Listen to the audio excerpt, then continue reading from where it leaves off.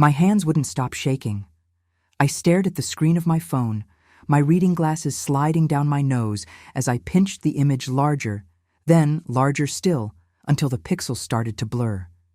But even blurred, even distorted by my trembling fingers and the tears that had started falling without permission, I could see him, clear as day. Clear as the morning he walked out our door in 1987 and never came back. Michael. My Michael. Standing in the back row of my granddaughter's college graduation photo, partially hidden behind other families, but unmistakably him. Same jawline. Same way of standing with his weight on his left foot. Same dark hair, though grayer now. And that watch. That distinctive silver watch with the thick band that I'd saved for months to buy him for our second anniversary. The photo had been taken 3 days ago. 3 days. Not 38 years ago. My daughter Sarah's voice kept calling from the kitchen, asking if I wanted cream in my coffee, but I couldn't answer. Couldn't breathe. Couldn't do anything but stare at the impossibility on my screen while my 70-year-old heart hammered against my ribs like it hadn't done since I was young, since I was 26, and the police officer stood in my doorway telling me they'd found Michael's car at the bottom of Hickory Ridge, burned beyond recognition, with remains inside. Mom? Mom, are you okay? But I wasn't okay. I hadn't been okay in 38 years, and now, somehow, I was even less okay than before. Because dead men don't show up in graduation photos.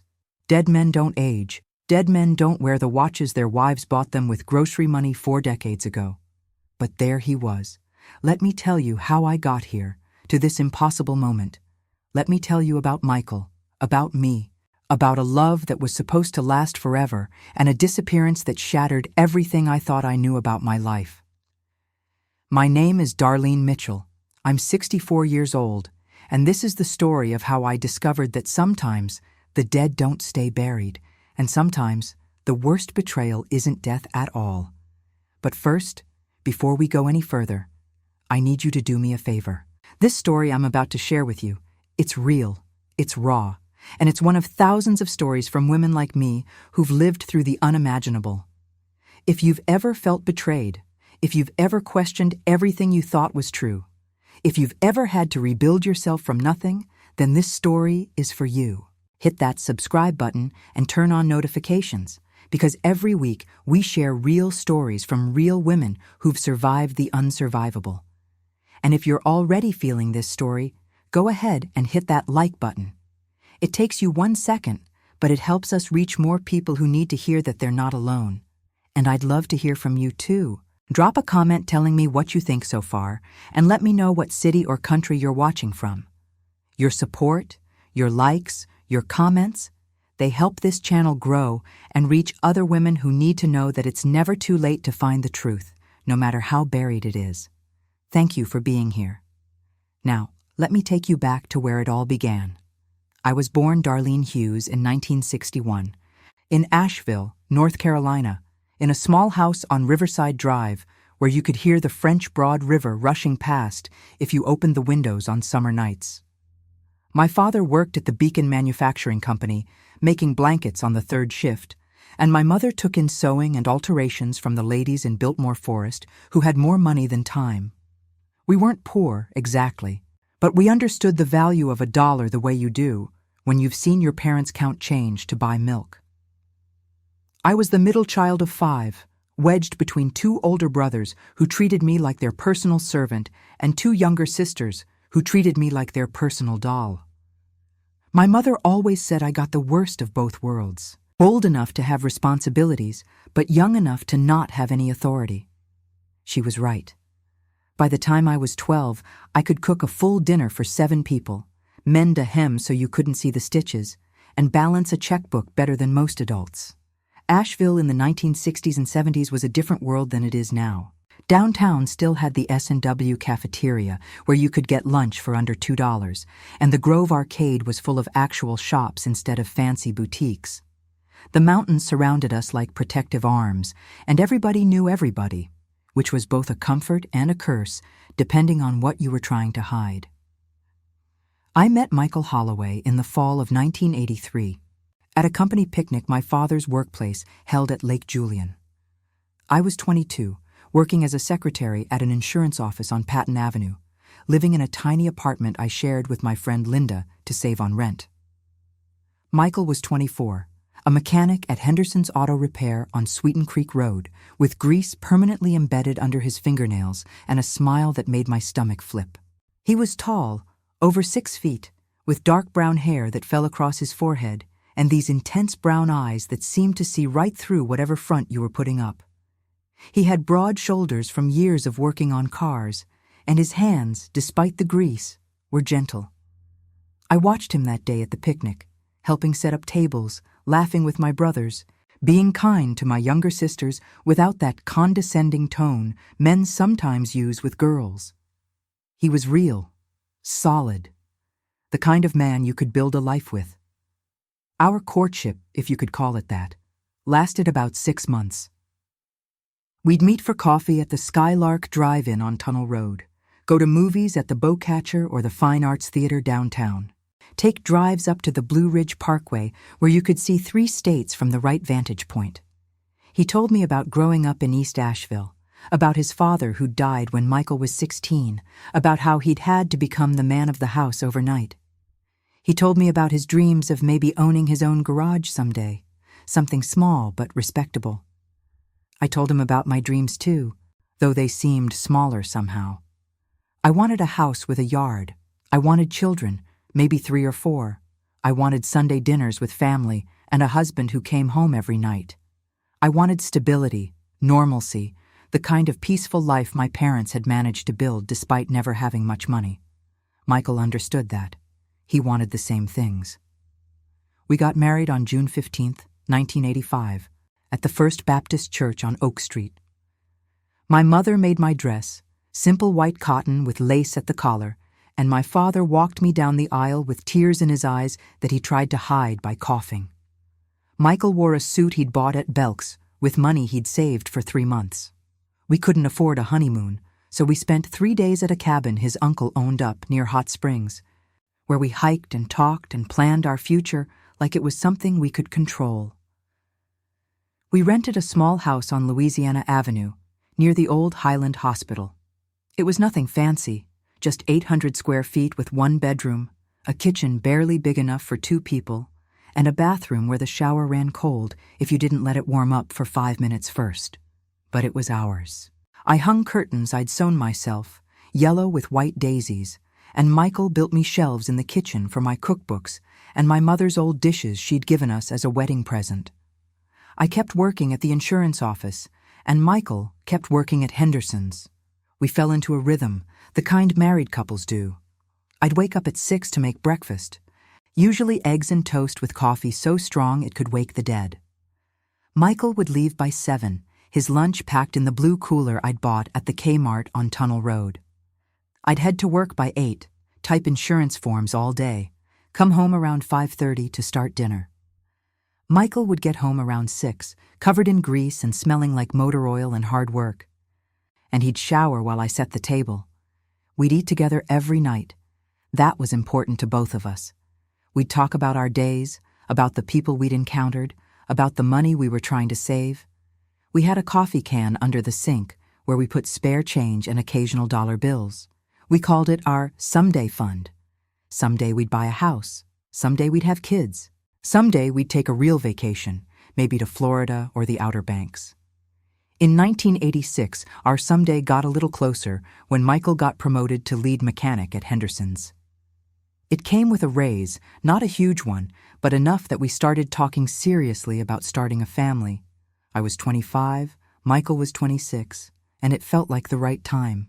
We'd been trying for about 4 months when everything changed. Looking back now, with the clarity that only comes from decades of distance, I can see the cracks that were forming even then. Small things I dismissed or rationalized or ignored because I was happy, or maybe because I was too young to know what to look for, or maybe because I loved him so much that I couldn't see past that love to the warning signs underneath. But in those days, in 1986 and into early 1987, I thought we were fine. I thought we were building something real. I thought Michael was as invested in our future as I was. I was wrong. The first real crack appeared in January of 1987. We'd been married about 18 months, and I'd just found out I was pregnant. I took the test on a Tuesday morning, 3 days before I was going to tell Michael, because I wanted to wait until I was sure, until I could see the doctor and confirm it. I was so happy I could barely contain it. I remember standing in that tiny bathroom, staring at the positive test, and feeling like every good thing I'd ever wanted was finally coming true. I told Michael that Friday night. I'd made his favorite dinner, meatloaf with mashed potatoes and green beans, and I'd even splurged on a small cake from the bakery. After dinner, I handed him a small box I'd wrapped in blue paper. Inside was a tiny pair of baby booties I'd bought at Woolworth's downtown. His reaction wasn't what I expected. He smiled. He said all the right things. "That's wonderful, honey, and I'm so happy, and we're going to be great parents." But his eyes, those dark brown eyes that I'd learned to read like a book, they didn't match his words. There was something else there, something that looked almost like panic, like fear. I told myself I was imagining it.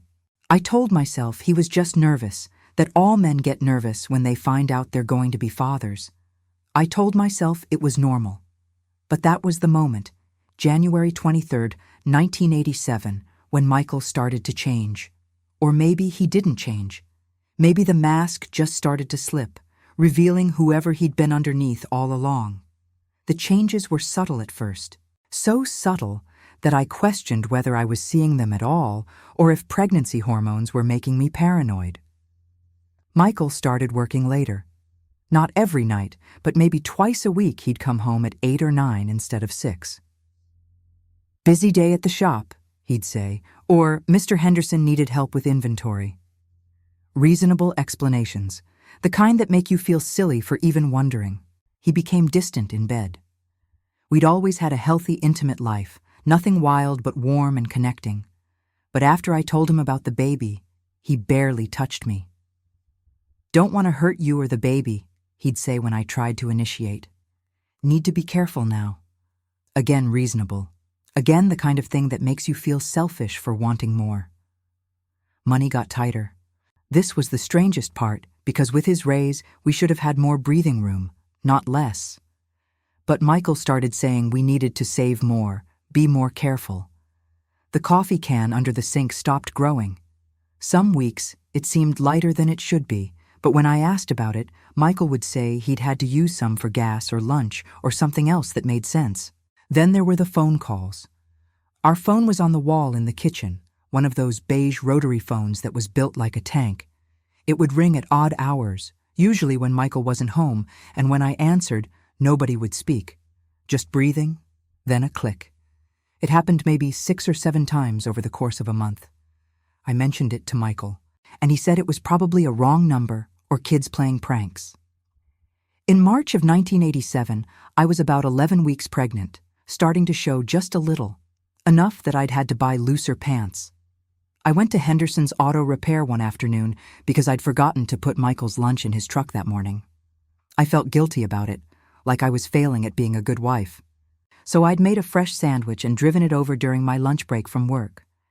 The shop was busy, 3 cars up on lifts, the smell of motor oil and welding and that particular scent of hard work that I'd come to associate with Michael. I walked in through the bay doors, looking for my husband, and I found him in the back office with Mr. Henderson. They were looking at papers spread across the desk, and both of them seemed startled when I knocked on the glass door.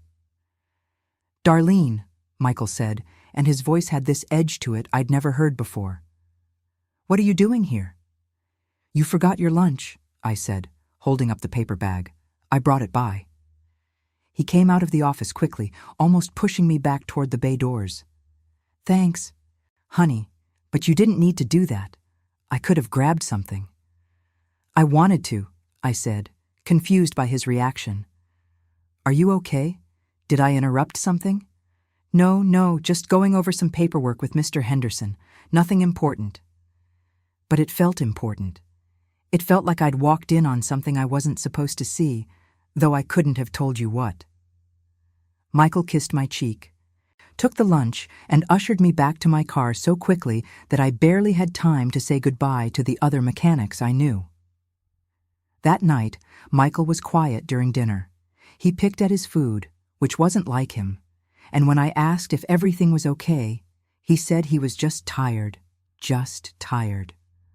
2 words I'd hear again and again over the next few weeks, like a shield he could hide behind whenever I tried to get close. The 4th incident that should have alarmed me more than it did happened in early April.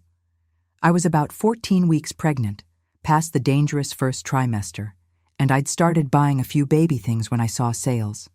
Tiny onesies, a soft blue blanket, a mobile with little animals that played Twinkle, Twinkle, Little Star. I'd hidden them in the back of our bedroom closet, wanting to wait until we knew if it was a boy or girl before I really set up a nursery space. One evening, Michael came home and went straight to the bedroom to change his clothes. I heard him in there longer than usual, heard drawers opening and closing. When he came out, he had this look on his face, like he'd seen something that troubled him.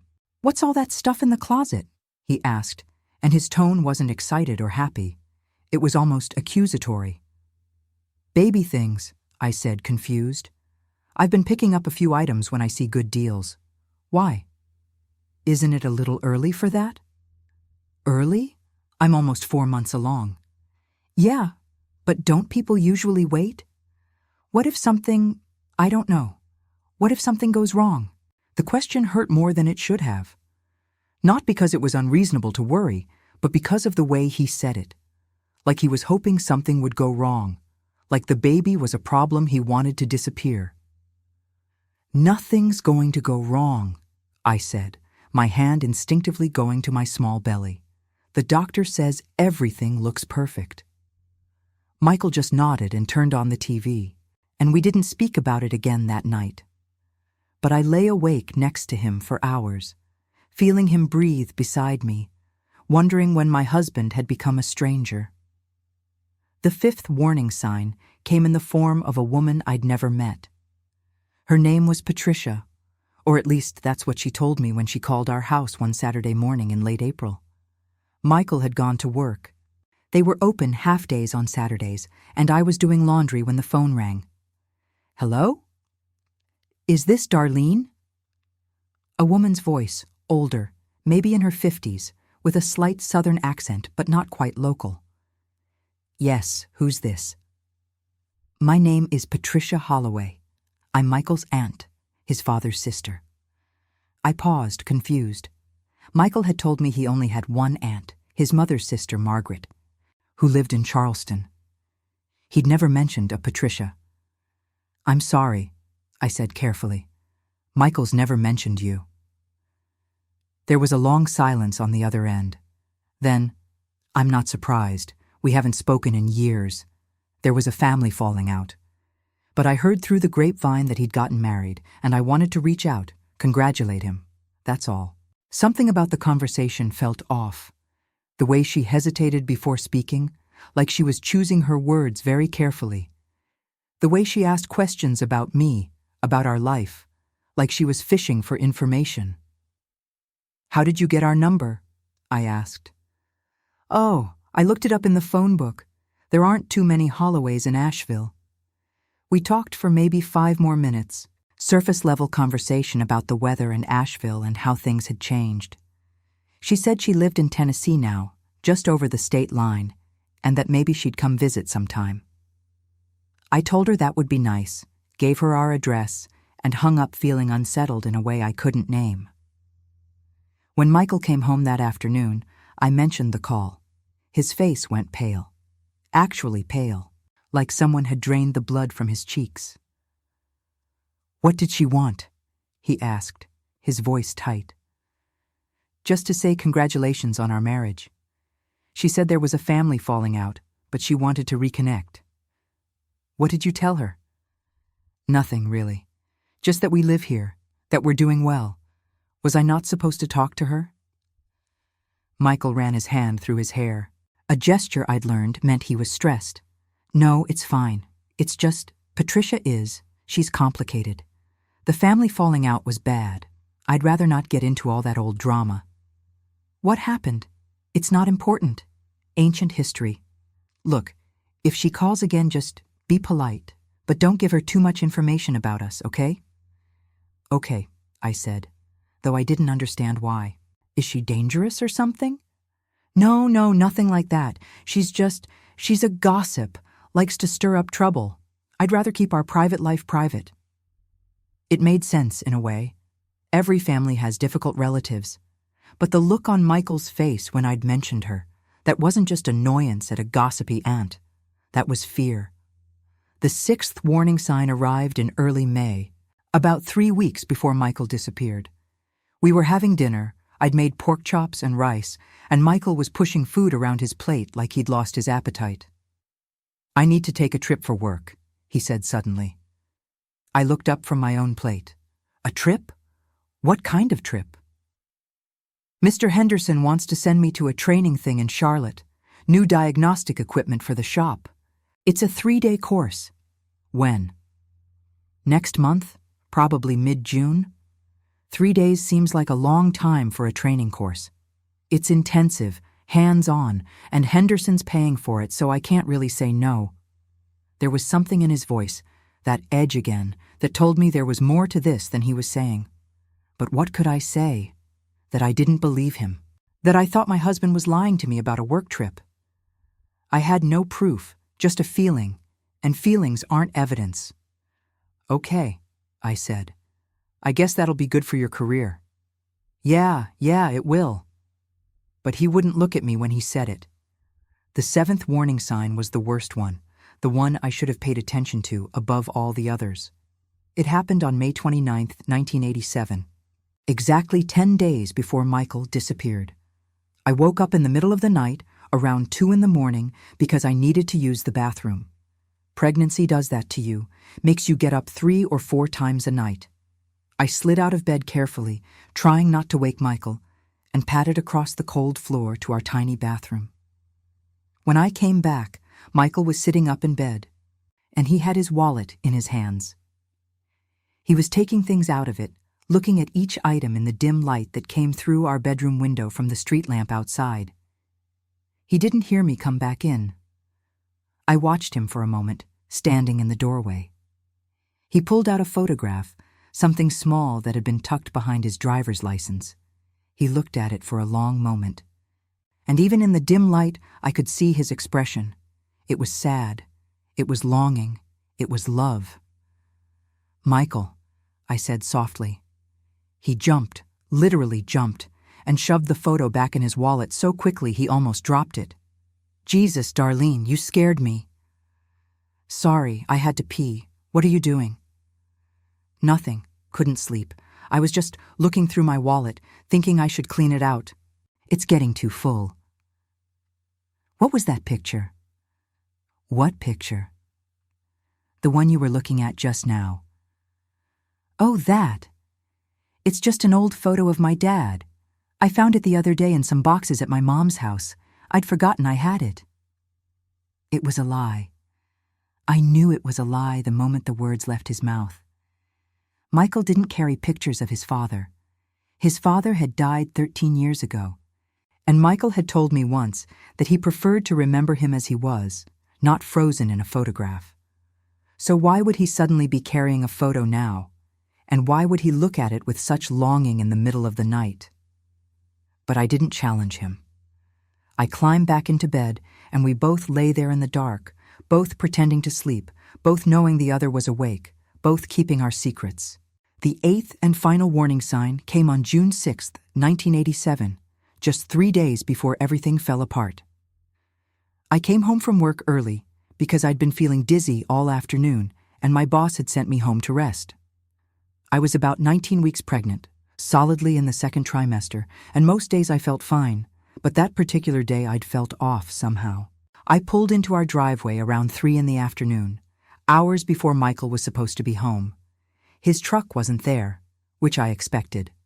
I unlocked the front door and walked into our little house, planning to lie down for a bit. But something was different. I couldn't put my finger on it at first, just a feeling that things weren't quite as I'd left them. Then I noticed The closet door in our bedroom was open. Not wide open, just cracked, but I always closed it completely because I didn't like looking at clutter. I walked over to close it, and that's when I saw that our suitcase was gone. The blue American Tourister suitcase we'd gotten as a wedding present from Michael's mother. It had been on the top shelf of the closet, and now it was gone. My heart started to beat faster. I checked the dresser. Some of Michael's clothes were missing. Not all of them, but some. A couple of shirts, his good jeans, his jacket. I checked the bathroom. His toothbrush was still there, his razor, his deodorant. Everything looked normal. I went back to the bedroom and sat on the bed, trying to make sense of what I was seeing. The suitcase was gone. Some clothes were gone, but his toiletries were here. What did that mean? I tried to think of reasonable explanations. Maybe he'd packed the suitcase for his trip to Charlotte, the training thing he'd mentioned. Maybe he'd wanted to get ready early. Maybe he'd taken it to work to keep it in his truck so he'd be ready to leave as soon as the work week ended. But the training wasn't for another week. Why would he pack now? I sat there for over an hour, just thinking, just trying to make the pieces fit. Finally, I got up and called Henderson's Auto Repair. The secretary, a woman named Brenda who I'd met a few times, answered. Henderson's, how can I help you? Hi, Brenda. It's Darlene Holloway. Is Michael around? Oh, hi, honey. No, Michael left early today. Said he wasn't feeling well. Thought he went home? Oh, he did. I lied smoothly. I must have just missed him. He's probably at the store or something. Thanks. I hung up, my hand shaking. Michael had left work early. His suitcase and some of his clothes were gone, and he hadn't come home. I waited. I sat on our couch, watching the clock tick forward, watching the afternoon fade into evening, watching the street lamp outside our window flicker on as it did every night at dusk. I waited for my husband to come home, to explain, to make it make sense. He came home at 7:30, 3.5 hours after he'd left work. He walked in looking tired, looking stressed, and when he saw me sitting there in the dark, he froze. Why are you sitting in the dark? He asked. Where were you? I asked, instead of answering. At work. No, you weren't. I called. Brenda said you left early because you weren't feeling well. He paused, just for a second, but it was enough. Oh, yeah, I did leave early. I wasn't feeling great. I went for a drive to clear my head. Felt better after that. A 3-hour drive. I drove up the parkway. You know how I do that sometimes when I need to think. It was true. He did sometimes drive up to the Blue Ridge Parkway when he was stressed, but my gut told me this was different. Where's the suitcase? I asked. What suitcase? The blue suitcase, from the closet. It's gone. I watched his face carefully, watched him process the question, calculate his answer. Oh, that. I lent it to Dave at work. He's going on vacation next week. His luggage broke. I told him he could borrow ours. Dave Martinez? Yeah. Dave Martinez was one of the other mechanics at Henderson's. I'd met him twice, seemed like a nice enough guy. It was a reasonable explanation. But I didn't believe it. I didn't believe any of it. Something was happening. Something was wrong. My husband was lying to me, had been lying to me for months, and I didn't know why, or what about, or how to stop it. Michael, I said, my voice breaking despite my best efforts to keep it steady. Please, please just tell me the truth. Whatever's going on, we can work through it. Just please don't lie to me. He came and sat next to me on the couch. He took my hand, and his hand was warm and familiar, and felt like the man I'd married 2 years ago. Honey, nothing's going on. I think you're stressed because of the baby. I think your hormones are making you worry about things that aren't there. I love you. I'm not going anywhere. Everything's fine. He said it so sincerely. He looked at me with those brown eyes, and he seemed to really mean it. So I chose to believe him. I chose to believe that I was being paranoid, that pregnancy hormones were making me see problems where there were none, that my husband loved me and our coming baby and wasn't planning to disappear from our lives in 3 days. I chose wrong. June 9th, 1987, started like any other Tuesday. I woke up at 6, made breakfast while Michael showered, packed his lunch in the blue cooler. We ate together at our small kitchen table, and we talked about nothing important. The weather.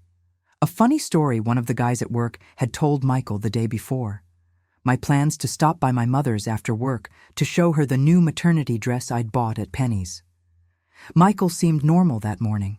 Not stressed, not distant, just regular Michael. He kissed me goodbye at 7:15, told me he loved me, told me he'd see me tonight. He got in his truck, the red Ford Ranger he was so proud of because he'd rebuilt the engine himself, and he drove away. I went to work, typed insurance forms, had lunch with my coworker Sharon at the deli across the street, came home at 5:30 and started making dinner. Chicken and rice, one of Michael's favorites. By 6:30, the chicken was ready and Michael wasn't home. Not unusual. Sometimes he ran late. By 7:30, I was starting to worry. I called Henderson's, but the shop closed at 6 and nobody answered. By 8:30, I was scared. I called Michael's mother, but she hadn't heard from him. I called his friend Dave Martinez at home, but Dave said Michael had left work at his regular time. By 9:30, I called the police. The officer who came to take my report was young, maybe 25, with red hair and a kind face. His name was Officer Bradley. He sat at our kitchen table with a notepad and asked me questions while I tried not to cry. "How long has your husband been missing, ma'am?" "Since this morning. He left for work at 7:15 and never came home." "And that's unusual?" "Yes. He's never late. He always calls if he's going to be late." "Have you checked with his workplace? Friends? Family?" "Yes, everyone. Nobody's seen him since this afternoon." "Any problems in the marriage? Arguments? Financial troubles?" The question stung, but I understood why he had to ask it. "No. Nothing like that. We're fine. We're expecting a baby in October." Officer Bradley wrote that down. He asked me for a description of Michael, what he was wearing when he left, what kind of vehicle he drove. He asked for a recent photo, and I gave him our wedding picture, the one I kept on the mantel. "We'll put out a bolo," he said. "Be on the lookout, check hospitals, make some calls. Most of the time, ma'am, people who go missing show up in a day or two. There's usually a simple explanation." He left around 10:30. I sat alone in our house with Michael's dinner cold on the counter, and I waited. Michael didn't come home that night, or the next day, or the day after that. On June 12, 1987, 3 days after Michael disappeared, the police found his truck. It was at the bottom of Hickory Ridge, a winding mountain road about 20 miles outside of Asheville. The truck had gone off one of the hairpin curves, crashed through a guardrail, and rolled down the embankment. When it reached the bottom, it had caught fire. They told me there were remains in the driver's seat, burned beyond recognition. They'd need dental records to make a positive identification. I gave them the name of Michael's dentist, Dr. Patterson on Merriman Avenue. 1 week later, on June 19, 1987, they confirmed it. The dental records matched. The remains were Michael. My husband was dead. I was 26 years old, 19 weeks pregnant, and suddenly I was a widow. The funeral was small. Michael's mother was there, crying so hard she could barely stand. My parents were there, holding me up between them because my legs didn't seem to work right. A few people from work, some family friends. The pastor from First Baptist Church said nice things about Michael, about how he was a good man, a hard worker, devoted to his family. They lowered a closed casket into the ground at the Lewis Memorial Cemetery on Tunnel Road. There wasn't much left of Michael to bury. The fire had seen to that. I stood there in a black dress that was getting tight around my belly, holding a single white rose, and I tried to make sense of a world where my husband was dead at 26 years old, where my baby would never know their father. where everything we'd planned and dreamed about was gone, burned up in a truck at the bottom of Hickory Ridge. The police ruled it an accident. They said Michael had probably been driving too fast, probably lost control on one of the curves. They said the guardrail was old, should have been replaced years ago. They said it was tragic, but these things happen on mountain roads. They said case closed, and I tried to believe them.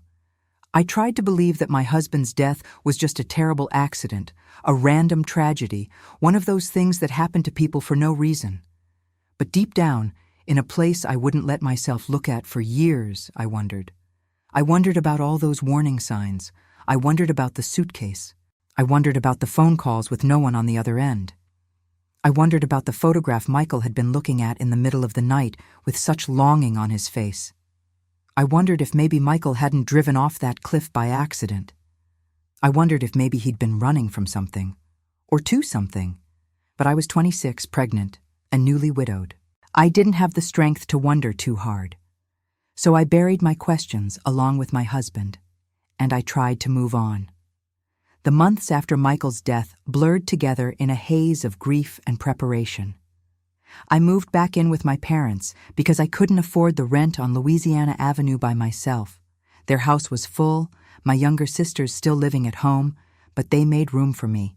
I got the guest room, the small one at the back of the house that had been used for storage. My mother and I cleaned it out together, and she sewed new curtains, blue ones this time, because yellow seemed too cheerful for where I was in life. I kept working at the insurance office until I was 7 months pregnant. My boss was understanding, let me take time off for doctor's appointments, never complained when I had to run to the bathroom to throw up during the first trimester or when I was too exhausted to stay late. I was grateful for the normalcy of it, for having somewhere to go where people treated me like I was more than just a tragic story. The baby became my focus. If I thought about the baby, about preparing for their arrival, I didn't have to think about Michael. I didn't have to think about being alone. I didn't have to think about all the questions I'd buried. Social Security provided survivor benefits because of Michael's work history. It wasn't much, about $600 a month, but combined with my salary, it was enough. I'd learned to live on very little. The baby didn't care if their clothes came from Belk's or from yard sales. I gave birth to Sarah Elizabeth Holloway on October 18, 1987, at Mission Memorial Hospital. 14 hours of labor, and when they finally placed her in my arms, this tiny, red-faced, screaming creature with Michael's dark hair and my nose, I felt something crack open inside me. Not break exactly, but crack. Like a door I'd kept locked had been forced open, and behind it was every emotion I'd been holding back for 4 months. I cried for an hour straight, holding my daughter, and nobody tried to stop me or comfort me or tell me it would be okay. The nurses just let me cry, let me mourn, let me feel everything I hadn't let myself feel since that police officer had stood in my parents' doorway and told me they'd found remains in Michael's truck. My mother was there in the delivery room. She'd held my hand through every contraction, wiped my face with a cool cloth, told me I was strong, told me I could do this. When Sarah was born, when I was crying, my mother leaned close and whispered, "You're going to be a wonderful mother. Michael would be so proud of you." And maybe he would have been. Or maybe he wouldn't have cared. I'd never know. Sarah saved me in those early months.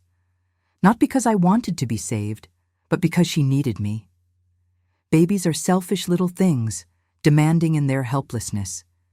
They don't care that you're grieving. They don't care that you're exhausted or sad or broken.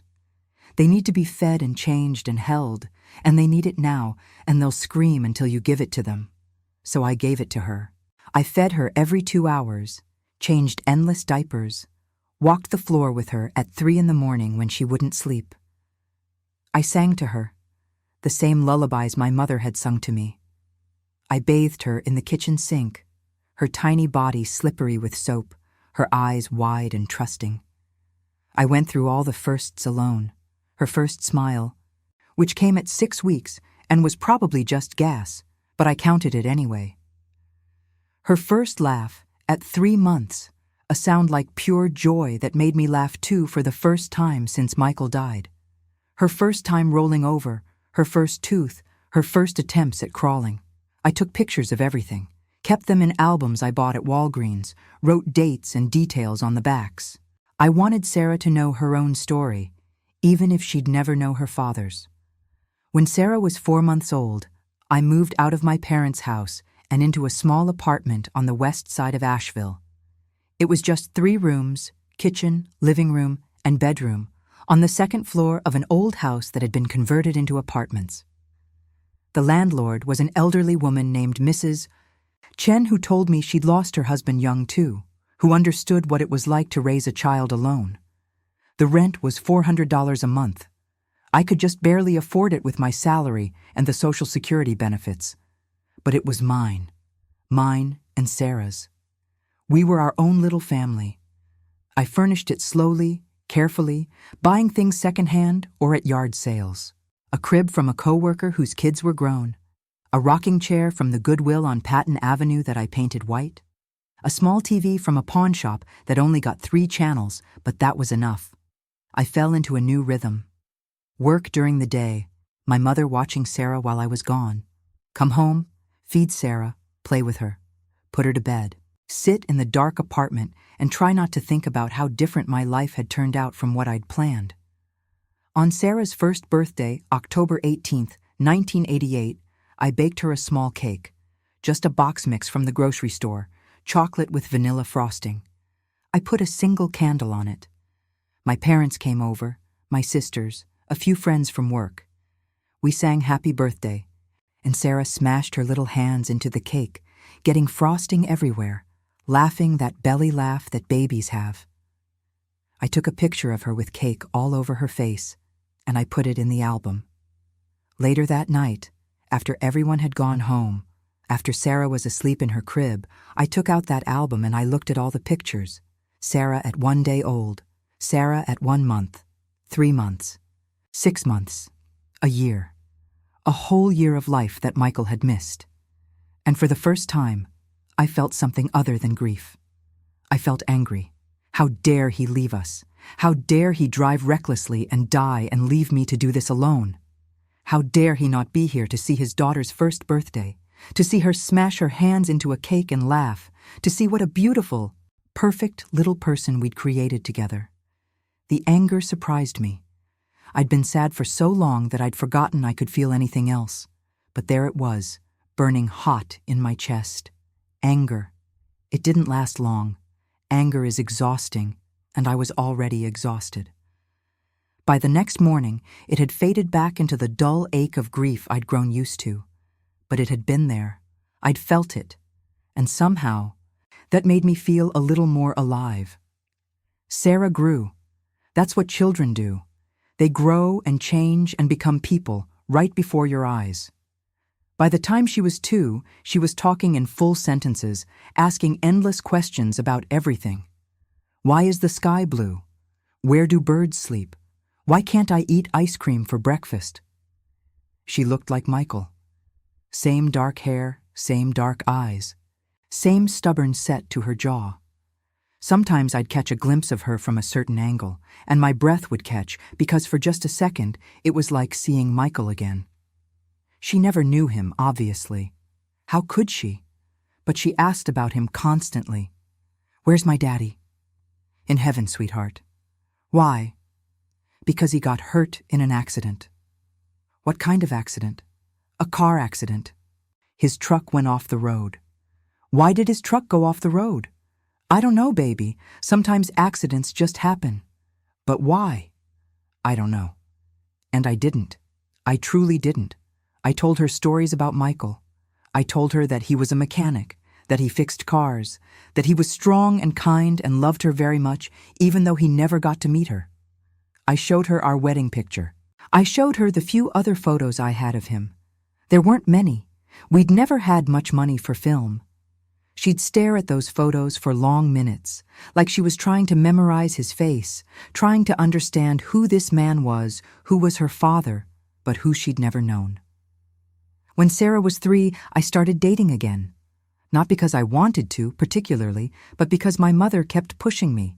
"You're only 29 years old," she'd say. "You can't spend the rest of your life alone." His name was Tom Bradley. He was a teacher at the elementary school where Sarah would eventually go to kindergarten. We met at a church picnic my mother had dragged me to. He was nice, kind, stable, everything Michael had seemed to be before he died. We dated for 6 months. He took me to dinner, to movies, for drives up the parkway. He was good with Sarah, patient with her endless energy and questions. He told me he loved me. He asked me to marry him. I said no. Not because Tom wasn't wonderful, he was, but because I looked at him and I didn't feel anything. No spark, no connection, just fondness. Like he was a good friend rather than a potential husband. He took it well. Said he understood. Said if I ever changed my mind, he'd be there. We stayed friends for a while after that, but eventually he met someone else, a librarian named Janet, and they got married, and that was that. After Tom, I didn't date seriously again for years. I went on a few dates here and there, set up by well-meaning friends or co-workers, but nothing stuck. Partly because I was busy. Working full-time and raising a child alone doesn't leave a lot of time for romance, but mostly because I was afraid. I was afraid that if I let someone in, really in, they'd leave too. They'd die or disappear or turn out to be someone other than who I thought they were.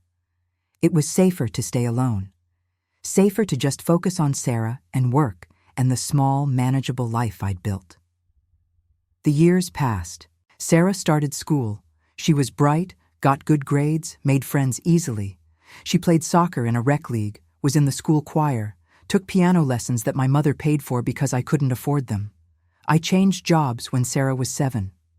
Left the insurance office for a position as an office manager at a small construction company. Better pay, better benefits. We were able to move to a nicer apartment, one with 2 bedrooms, so Sarah could have her own room. I bought her a white bedroom set from a furniture store that let me pay in installments. She picked out pink curtains and a bedspread with flowers. She asked less about Michael as she got older, not because she didn't care, but because he'd become more of a concept than a person to her. He was the father who died before she was born, a sad story rather than a real presence in her life. On the anniversary of his death each year, June 9th, Sarah and I would go to the cemetery.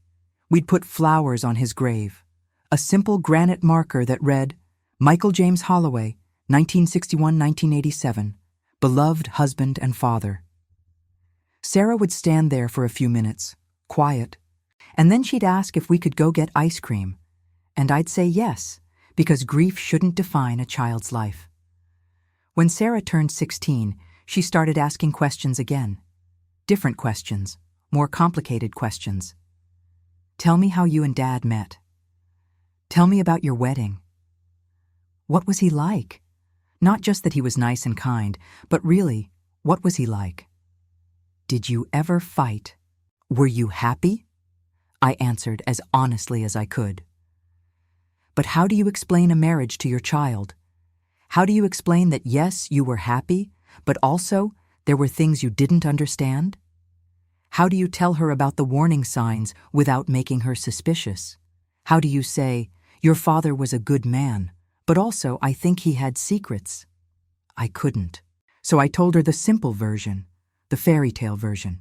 We met, we fell in love, we got married, we were happy, and then he died in a tragic accident. The end. She seemed satisfied with that.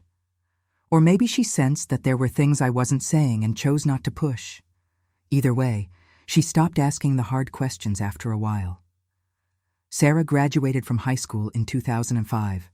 She was 18, beautiful, smart, full of plans for the future. She'd gotten into UNC Asheville with a partial scholarship. She wanted to study business, maybe become an accountant or a financial analyst. Something stable, she said. Something she could build a career on. I was proud of her. So proud. She'd grown up without a father, with a mother who was often stressed and tired and stretched too thin, and she'd turned into this remarkable young woman anyway. She met a boy in college. His name was James, and he was everything a mother could hope for her daughter. Respectful, hard-working, with a good family and good prospects. They dated through college, and when Sarah was 22, just graduated, James asked her to marry him. The wedding was in 2009. Small, simple, at the same church where Michael and I had gotten married 24 years earlier. Sarah wore a dress we found at a bridal shop in Hendersonville, white with lace sleeves, and she looked so much like I had at her age that it hurt to look at her. I walked her down the aisle. There was no father to do it, so it was me. I held her arm and we walked slowly toward James, who was waiting at the altar with tears in his eyes, and I gave my daughter away. They moved to Charlotte for James's job. He worked in banking. They bought a small house in a suburb, started building a life. Sarah got a job as an accountant at a firm downtown. They were happy. In 2012, when Sarah was 24, she called me with news. She was pregnant. I was going to be a grandmother. The baby was born in early 2013. A girl. They named her Emma Rose Mitchell, because Sarah had taken James's last name. I held my granddaughter for the first time in a hospital in Charlotte, and it was like time folding in on itself. I remembered holding Sarah the same way, remembered that same feeling of overwhelming love and terror. "She has Dad's eyes," Sarah said, looking at Emma. "Don't you think?" I looked at the baby. She did have dark eyes, though all babies have dark eyes at first. "Yes," I said. "She does." Another baby grew. They moved from Charlotte to Raleigh for a better job opportunity for James. Sarah stayed home with Emma for the first few years, then went back to work part-time when Emma started preschool. I visited when I could, drove the 3.5 hours from Asheville to Raleigh every few months, stayed for a weekend, helped Sarah with the house and the baby. It was good to feel needed again. In 2017, 30 years after Michael's death, I retired from the construction company. I was 56 years old, and I'd worked hard for 40 years. I was tired. My body ached in ways it hadn't when I was young. My back, my knees, my hands from years of typing and filing and doing all the small physical tasks that office work requires. I sold the apartment in Asheville and moved to Raleigh to be closer to Sarah and Emma. I rented a small townhouse in a complex near their house. Close enough to help with Emma, but far enough to not be intrusive. Emma was 4 when I moved there. She called me Grandma Darlene, and she was the light of my life. I picked her up from preschool twice a week when Sarah had to work late. I took her to the park, read her stories, taught her to bake cookies the way my mother had taught me. Life was good, quiet, but good. I had my daughter, my granddaughter, my small townhouse, my routine. I volunteered at the library. I joined a book club. I made a few friends in the complex. Michael became a distant memory. Oh, I still thought about him sometimes, especially on June 9th, the anniversary of his death. Sarah and I would sometimes talk about him, usually prompted by Emma asking about her grandfather she'd never met. But he was more like a story than a real person anymore. Someone who had existed in another lifetime, when I was young and naive and thought I knew how life would turn out. 38 years is a long time, long enough for pain to fade, long enough for questions to stop mattering, long enough to build a whole new life on top of the ruins of the old one. I thought I'd moved on. I thought the past was buried. I was wrong.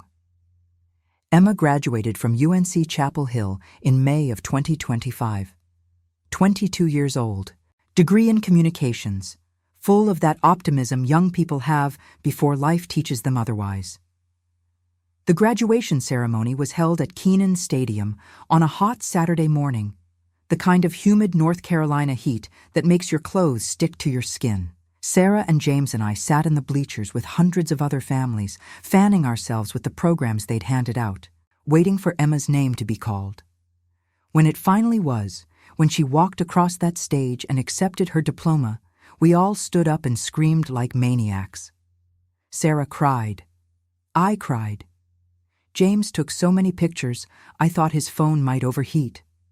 Afterward, we all gathered on the lawn outside the stadium for photos. Families everywhere, graduates in their caps and gowns. Everyone happy and sweaty and proud. Sarah organized us into different groupings. Emma alone. Emma with Sarah and James. Emma with me. Emma with her college friends. That last group was the one. Emma standing in the front with 5 of her roommates and classmates, all of them laughing, arms around each other. Behind them, a crowd of other people, other families who'd wandered into the frame. Sarah took the picture on her phone, and everyone dispersed to take more photos with other groups. We went to dinner afterward at a nice restaurant in Chapel Hill, celebrated with steaks and wine, though Emma barely touched hers because she was too excited, talking a mile a minute about her plans. She'd gotten a job at a PR firm in Raleigh starting in July. She was moving into her first real apartment, not student housing, but a real place with her friend Monica. I listened to her talk and felt that particular pride grandmothers feel, that sense of watching a new generation take flight while also feeling the weight of all the years that had passed. Emma hadn't even been alive when Michael died. She existed in a world where he'd never been, where he was just a name on a gravestone and a few stories passed down. That night, back in my townhouse, I was exhausted, good exhausted, the kind that comes from joy rather than stress. I made myself a cup of tea and sat in my recliner, planning to watch the evening news before bed. My phone buzzed, a text from Sarah. "Did you see the graduation photos yet? I'm uploading them to the family Google Photos album." I texted back that I hadn't but would look tomorrow. "No, look now. There are some really good ones." I smiled at her enthusiasm. Sarah had always been intense about documenting family moments, probably because she'd grown up with so few photos of her own father. I opened the Google Photos app on my phone and waited for it to load. Sarah had uploaded 47 photos from the day. I started scrolling through them. Emma in her cap and gown, Emma with her diploma, Emma hugging Sarah, Emma with James, groups of young people I didn't recognize. Then I got to the one with Emma and her friends on the lawn. I almost scrolled past it. Almost. But something made me stop. Some instinct. Some sense that something was wrong with the image, even though I couldn't immediately say what. I looked at Emma in the front, smiling at the camera. I looked at her friends beside her. I looked at the crowd of people behind them, the random families who'd photobombed the shot. And that's when I saw him, partially hidden behind another family, standing about 15 feet back from Emma's group. Just another random middle-aged man in the crowd, except he wasn't random. I knew that face. I knew the way he stood, weight on his left foot. I knew that jawline, now slightly sagging with age but still distinctly his. And I knew that watch. That silver watch with the thick band that I could just barely see on his wrist because his arm was raised, probably taking his own photos. Michael. My dead husband. In a photo taken 3 days ago. The phone fell from my hands onto my lap. I grabbed it back up, my fingers shaking so badly I could barely work the touchscreen. I zoomed in on the man's face. Closer. Closer. It was blurry when I zoomed too far, but it didn't matter. I knew. I knew in the way you know things when you've spent every day of 2 years with someone. When you've memorized every detail of their face, when you've loved them. That was Michael Holloway. Older, yes. Grayer, yes. But unmistakably him. Alive. Alive when he was supposed to be dead. Alive when I'd buried him 38 years ago. Alive when I'd cried myself to sleep for months. Alive when I'd raised our daughter alone. Alive when I'd struggled and scraped and worked myself to exhaustion to give Sarah a good life. Alive. The room spun. I couldn't breathe. My heart felt like it was trying to beat its way out of my chest. I must have made some sound, some cry, because my neighbor, Mrs. Patterson, who lived in the townhouse next door, knocked on my wall. "Darlene, you okay in there?" I couldn't answer. Couldn't do anything but stare at the screen. Michael. Alive. At Emma's graduation. How? Why? What did this mean? Who had we buried in 1987? Had Michael faked his own death? But how could he have?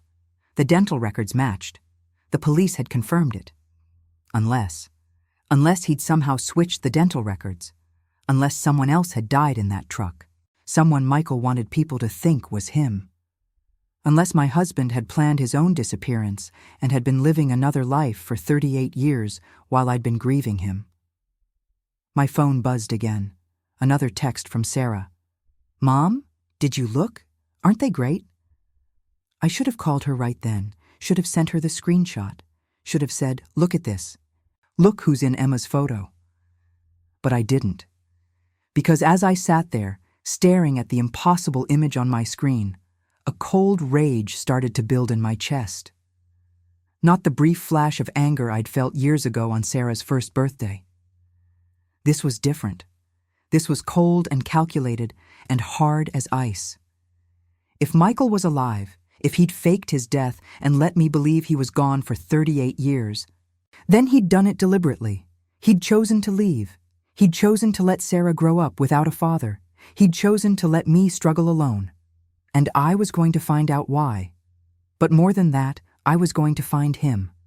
And when I did, he was going to answer for what he'd done. Not to the police, not yet. Maybe not ever. First, he was going to answer to me. I texted Sarah back. "They're beautiful, honey. Emma looks so happy." Then I took a screenshot of the photo with Michael in it. I zoomed in on his face as much as I could before it got too pixelated. I saved it to my phone. And I started to plan. At this moment, as I'm sitting here with my heart racing and my hands still shaking, I need to pause and ask something of you. If you're feeling this story, if you're as shocked as I was in that moment, do me a favor and hit that like button. I know it's a small thing, but it really does help this channel reach other people who might need to hear stories like mine. And drop a comment telling me what you think. What would you do in my situation? And let me know what city or country you're watching from. Your support, even just a quick like, means everything because it helps other women find these stories when they need them most. Thank you. Now let me tell you what happened next. I didn't sleep that night. How could I? Every time I closed my eyes, I saw that photo. Michael, alive, older, wearing that watch I'd bought him with money we'd saved for groceries. Michael, standing casually at a college graduation, like he had every right to be there, like he hadn't destroyed our lives 38 years ago. By 3 a.m, I'd zoomed in on every pixel of that photo, trying to glean any information I could. He was wearing dark pants, a blue button-up shirt. His hair was gray, cut short. He had glasses now, which he hadn't worn in 1987. He looked healthy, well-fed, like a man who'd lived comfortably for decades, not like someone who'd been dead for 38 years. I tried to see if anyone was with him, if there was a woman at his side, but the angle of the photo and the crowd made it impossible to tell. He was just there, in the background, frozen in that moment. By 4 a.m, I'd started making lists on the notepad I kept by my recliner. Lists of questions. How did he fake his death? Whose body was in the truck? Where has he been for 38 years? Did he see Emma? Did he know that was his granddaughter? Is he still in North Carolina? Does he have another family? Why did he leave? And then, the most important question, how do I find him? The rational thing would have been to go to the police, to show them the photo and let them handle it. Michael Holloway was legally dead. If he was alive, that was fraud. Insurance fraud, probably, though I'd never collected much. Social Security fraud for sure, since Sarah and I had received survivor benefits. But I didn't want to go to the police, not yet. Because if I went to the police, they'd investigate. They'd find him, maybe, and they'd arrest him. There would be trials, lawyers, media attention. Sarah would be dragged through it all. Emma would find out her grandfather, the man in the family stories, had faked his death and abandoned them. And Michael, he'd get to tell his story to lawyers and judges and reporters. He'd get to explain himself, justify himself, make excuses. He'd become a news story, a headline. Man fakes death, hides for 38 years. No, I wanted answers first. I wanted to understand. And more than that, I wanted Michael to know that I'd found him. I wanted to look him in the eyes and ask him why. I wanted him to see what his choices had done. I wanted him to meet the daughter he'd abandoned, even if she didn't know that's what was happening. I wanted him to feel something, even a fraction of the pain he'd caused. But first, I had to find him. I got up from my recliner at 5 a.m, made coffee so strong it was almost undrinkable, and I sat at my kitchen table with my laptop. The laptop was old, a Dell I'd bought 5 years ago that was slow and temperamental, but it worked for what I needed. I opened the photo on my screen again, studied it. Michael was standing about 15 feet behind Emma's group. That meant he'd been on the lawn outside Kenan Stadium at around noon on May 18, 2025. Why was he there? Option 1. He lived in Chapel Hill and had been at the university for some other reason, maybe working there or visiting someone, and just happened to be in the background of the photo. Option 2. He'd been there deliberately because he knew Emma was graduating, because he'd been keeping tabs on his family from a distance. The second option seemed more likely. Too much of a coincidence otherwise. But it also meant Michael knew about Sarah, knew about Emma, had probably known about them for years. The thought made my stomach turn. If he'd been there deliberately, that meant he might still be in the area, or he might have traveled there just for the graduation and then left again. I needed more information.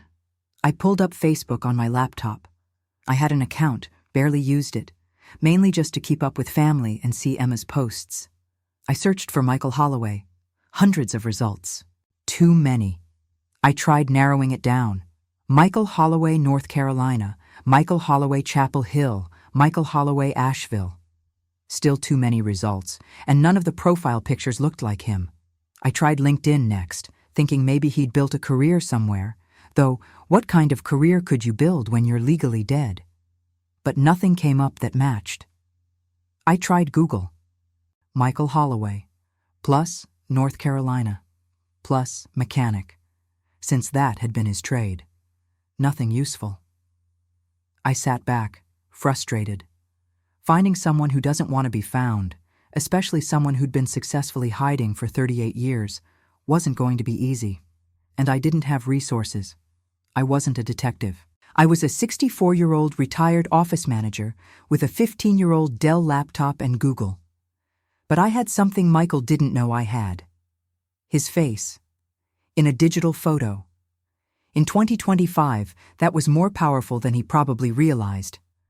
I took a screenshot of just Michael's face from the photo, cropping out everything else. It was grainy and blurry, but it was something.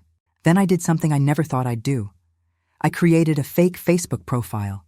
The profile was simple. Generic woman's name, Jane Martin. Profile picture pulled from Google Images. Some stock photo of a middle-aged white woman smiling at the camera. Hometown listed as Chapel Hill. No friends, no posts, just a blank profile that looked real enough at first glance. Then I joined every Chapel Hill-related Facebook group I could find. Chapel Hill Community, UNC Chapel Hill Parents, Chapel Hill Residents, Chapel Hill Marketplace, everything. In each group, I posted a version of the same message. Hi everyone, this is probably a long shot, but I'm trying to find an old friend who I think might live in the area. We lost touch years ago, and I thought I saw him at UNC's graduation last week, but didn't get a chance to say hello. Does anyone recognize this man? Any help would be appreciated. Then I uploaded the cropped, blurry photo of Michael. It was a risk. If Michael was on Facebook, if he saw the posts, he'd know someone was looking for him. But I was betting he wasn't on social media under his own name. People who fake their deaths generally don't advertise their existence online. I posted the messages in 15 different groups over the course of an hour. Then I waited. Responses started coming in after about 2 hours. Most were unhelpful. Sorry, don't recognize him. Have you tried reverse image search? Could be anyone, the photo is pretty blurry. Why don't you contact the university security office? One woman suggested I hire a private investigator. Another suggested I go to the police if it was important. A few people commented just to say good luck. I kept checking obsessively, refreshing the groups every 10 minutes, waiting for something useful. And then, at 11:30 in the morning, I got it. A comment on one of the posts from a woman named Linda Chen. I'm not 100% sure, but this guy looks like someone I used to work with at the community college library. I think his name was Martin or Marcus, something like that. This was years ago, though, maybe 2010, 2015. Not sure if it helps. My heart started pounding. I clicked on Linda Chen's profile. Real person, lived in Chapel Hill. Posted regularly about her kids and her garden and her church. She looked to be in her 50s. I sent her a private message immediately. Hi, Linda. Thank you so much for your comment about the man in the photo. I think this might be who I'm looking for. You said you worked with him at a community college library? Do you remember anything else about him? Was it Durham Technical Community College or elsewhere? Any information would be amazing. Thank you. I waited. 15 minutes, 20, 30.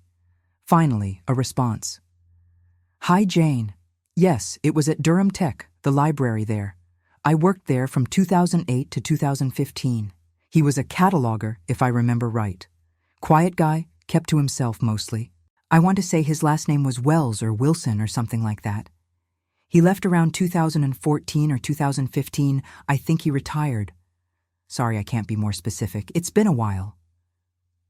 Durham Tech, Durham Technical Community College, in Durham, North Carolina, about 15 miles from Chapel Hill, 30 minutes from Raleigh, where I'd been living for the past 8 years. Michael had been 30 minutes away from me for at least part of the last 15 years. The rage that had started as cold and hard in my chest began to burn. I thanked Linda profusely, told her she'd been incredibly helpful, asked if she remembered anything else. She responded with a few more vague details. He might have driven a silver Honda. He always brought his lunch in a cooler. He had a ring he wore on his right hand. A ring. Michael had always worn his wedding ring on his left hand. I still had that ring. The police had given it back to me after the identification. Burned and twisted, but identifiable. So this was a different ring. I closed my laptop and tried to think clearly. Michael, or whoever he was now, had worked at Durham Technical Community College Library from at least 2008 to 2014 or 2015. Under a different name, probably Wells or Wilson or something similar. As a cataloger, which meant he'd had to have some credentials, some way to prove he was qualified for the job. Which meant he'd built a whole new identity. Social security number, driver's license, work history. You can't just show up and get a job at a state community college without paperwork. Which meant this was sophisticated. This wasn't some panicked man who ran away on impulse. This was planned. This was calculated. The question was, where was he now? Linda said he'd retired around 2014 or 2015. That was 10 years ago. He could have moved anywhere. But he'd been at Emma's graduation 3 days ago. So either he'd never left the area or he'd come back specifically for that. I needed more information. I needed records, employment history, anything that could tell me where Michael had gone after Durham Tech. I spent the rest of that day researching how to find someone with limited information. I learned about public records databases, about the limitations of background checks when you didn't have an exact name, about how difficult it is to track someone who's deliberately hiding. I also learned about private investigators, how much they cost, more than I could easily afford, what they could do, access databases and records I couldn't, how long it might take, weeks or months. I didn't have months. Every day that passed was a day Michael could disappear again. If he'd seen any of my Facebook posts, if anyone had told him someone was looking for him, he'd know to be careful. That night, I made a decision. I was going to go to Durham Tech myself. Tomorrow. I was going to talk to the library staff, see if anyone remembered him, see if I could find any records or information that might help me track where he'd gone next. But I couldn't do it alone. I was 64 years old, and while I liked to think I was capable, the truth was I got tired easily. My back hurt when I stood for too long. I couldn't drive long distances without getting exhausted, and I couldn't investigate this alone without raising Sarah's suspicions. I needed help. But who? I couldn't tell Sarah, not yet, not until I knew more. This would destroy her, and I needed to be sure, absolutely certain, before I put my daughter through that. I couldn't tell any of my friends. They were lovely women, but this wasn't something I could explain over coffee at the book club. I thought about hiring a private investigator after all, but looking at my bank account, I knew I couldn't afford it. I had my retirement money, my Social Security, but I'd been living modestly for years. I didn't have thousands of dollars to spend on an investigation that might lead nowhere. And then I thought of someone who might help. Emma. Not telling her the truth, obviously, but Emma was 22, tech-savvy, energetic, and she loved mysteries. When she was younger, she'd been obsessed with true crime podcasts, always trying to solve cold cases from her bedroom. I could tell her I was looking into some family history, that I'd found a photo of a man who might be a distant relative, that I wanted to track him down as a surprise for her mother. Emma would love that. She'd help without asking too many questions. It felt manipulative, using my granddaughter like that. But I didn't have better options, and I needed help. I texted Emma the next morning. "Hey, sweetie, congratulations again on graduating. I have a favor to ask. I'm working on a surprise family history project for your mom, but I need some help with research. Want to come over for lunch and I'll explain?" She responded within minutes. "Ooh, mysterious. Yes. I can come today if you want? Around noon?" "Perfect. See you then. Love you." "Love you too, Grandma." I had 4 hours to figure out exactly what I was going to tell her.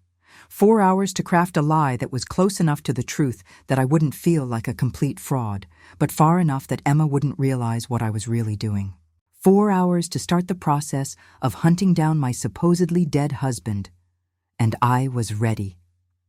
Emma arrived at noon, exactly, punctual like her mother had trained her to be. She bounced into my townhouse wearing denim shorts and a UNC t-shirt, her dark hair pulled back in a ponytail, carrying a reusable water bottle covered in stickers from various trips and causes. "Grandma!" She hugged me tight, smelling like sunscreen and youth.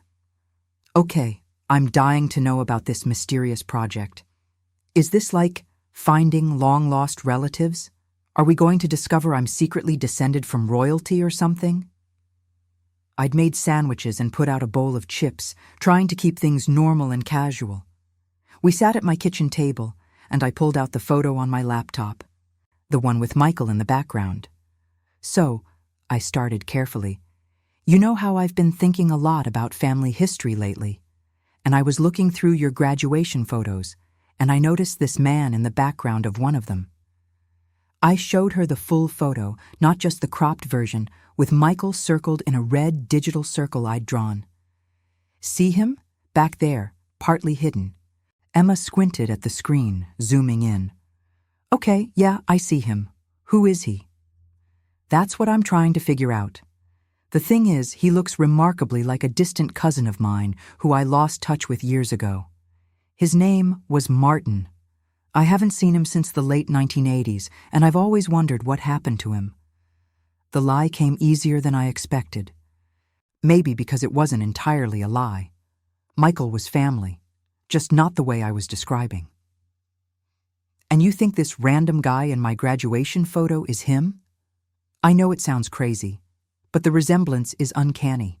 And I had someone on Facebook tell me she thought she recognized him as someone who used to work at Durham Tech. So I'm thinking, maybe I'm right. Maybe it is Martin. And maybe he's been living here in the area this whole time. Emma's eyes lit up with exactly the enthusiasm I'd hoped for. "Oh my gosh, this is like a mystery. Are we going to track him down? This is so cool." "Well, I was hoping to, yes, but I need help. I'm not great with this kind of research, and you're so good at finding information online." "I am pretty good at that," she agreed without false modesty. "Okay, so what do we know? He maybe worked at Durham Tech. You think his name is Martin something? Martin Wells or Wilson, something like that. He would have worked there as a cataloger in the library, probably from around 2008 to 2015. Emma pulled out her phone and started typing immediately. Her fingers moved across the screen faster than I could follow. Okay, so Durham Tech library staff. Let me see if I can find old staff directories or anything. She was quiet for a few minutes, focused entirely on her phone while I pretended to eat my sandwich and tried to calm my racing heart. Was I really doing this? Using my granddaughter to hunt down her grandfather she didn't know was still alive? Emma said. I'm not finding much online. Old staff directories aren't public usually, but I could call the library, pretend I'm trying to reach an old colleague or something. Would you do that? Absolutely. This is way more fun than unpacking boxes at my new apartment. She dialed the number she'd found, put the phone on speaker, and waited. Durham Technical Community College Library. This is Margaret speaking. Hi, Margaret. Emma's voice shifted into a bright, professional tone I'd never heard her use before. My name is Emma Mitchell, and I'm trying to track down a former colleague of my father's who used to work there. This would have been back around 2010 to 2015 or so. His name was Martin, I think Martin Wells or Martin Wilson. He was a cataloger. There was a pause. Hold on, let me check our records. I could barely breathe. Emma gave me a thumbs up, looking excited. Yes, Margaret came back on the line. We did have a Martin Welch who worked here from 2009 to 2014. He was in cataloging. Is that who you're looking for? Martin Welch. Not Wells or Wilson. Welch. Yes, Emma said. That's him. Do you happen to have any contact information for him? My father passed away recently, and I'm trying to reach some of his old friends. A complete lie, and Emma delivered it without hesitation. I felt a pang of guilt, but also pride. My granddaughter was a natural. I'm sorry for your loss, Margaret said. Unfortunately, I can't give out personal information about former employees, privacy policy. But I can tell you that Martin retired in 2014. He was with us for about 5 years. Do you remember him at all? Emma asked. My father always spoke so highly of him. I do, actually. Nice man, very quiet, kept to himself. Always had his lunch at exactly the same time every day. Let me think. I remember he drove a silver Honda Civic, and he was always reading, even on his breaks. Loved books, which makes sense for a librarian. Did he ever mention where he was from originally? Or where he was planning to go after retirement? I don't think so. He was pretty private. Didn't talk much about his personal life. Some of the other staff thought he might be a widower or something, just based on how he kept to himself. A widower. Michael was pretending to be a widower. The irony wasn't lost on me. Is there anyone else there who might have known him better? Emma asked. Well, there's Beverly in acquisitions. She and Martin used to eat lunch together sometimes. She's here today if you want to talk to her. That would be amazing, thank you. We waited while Margaret transferred the call. Emma looked at me with excitement. We're getting somewhere. The phone clicked. This is Beverly. Emma went through her story again, looking for Martin Welch, father's old colleague, trying to reach him. Oh, Martin, Beverly said, and her voice had a warmth to it. Yes, I remember him well. Such a gentle soul. We used to have lunch together probably twice a week. He'd bring his food in one of those old-fashioned coolers, you know the kind. Blue, metal handle. The same kind of cooler I'd packed Michael's lunches in back in 1987. Did you keep in touch after he retired? Emma asked. No, unfortunately. He was always very private about his personal life. I tried to get his contact information when he left, but he said he was moving and wasn't sure where he'd end up. He said he might travel for a while, see some of the country. I sent a card to the address he'd given us, but it came back as undeliverable. Did he ever mention family? Kids? Siblings? Anyone? Beverly paused, thinking. Not really. I got the sense he was alone in the world. He wore a ring on his right hand, one of those Masonic rings, so I assumed he was maybe involved with the Freemasons or something like that. but he never talked about it. Never talked about much personal stuff at all, really. We'd chat about books, movies, the weather, safe topics. A Masonic ring. Michael had never been a Freemason when I'd known him. Another layer of his constructed identity. Emma asked a few more questions, but Beverly didn't have much more information. No current address, no phone number, no idea where Martin Welch had gone after 2014. We thanked her and hung up. Emma looked at me with an apologetic expression. Sorry, Grandma.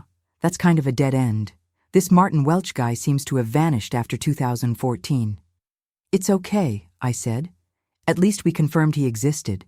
That's something. What do you want to do next? We could try searching for Martin Welch in North Carolina records, see if anything comes up. We spent the next 2 hours doing exactly that. Emma on her phone, me on my laptop, both of us searching every database we could find. Public records, property records, voter registration, obituaries, just in case, everything. We found 3 Martin Welchs in North Carolina. One was 78 years old, too old. One was 42, too young. One had died in 2018 in Greensboro, but his photo in the obituary clearly wasn't Michael. No property owned under the name Martin Welch in Durham County. No business licenses, no professional licenses, nothing. It's like he's a ghost, Emma said, frustrated. Sorry, Grandma, I'm usually better at this. You've been wonderful, honey. Really, I appreciate your help so much. Do you want me to keep looking? I could do some deeper research, check more databases. That would be great, but don't spend too much time on it. I know you have a lot going on with the move and the new job. It's fine. I love a mystery. Let me see what I can find over the next few days. After Emma left, I sat in my kitchen and thought about what we'd learned. Michael had worked at Durham Tech from 2009 to 2014 as Martin Welch. He'd been quiet, private, had presented himself as possibly a widower. He'd retired in 2014, told people he might travel, and then disappeared from all public records. 11 years ago, he'd vanished from Durham Tech. And 3 days ago, he'd been at UNC Chapel Hill for Emma's graduation. Where had he been for those 11 years? And more importantly, where was he now? I needed more. I needed something that would help me track him. That night, I did something I'd never done before. I paid $49 to a website that promised comprehensive background checks.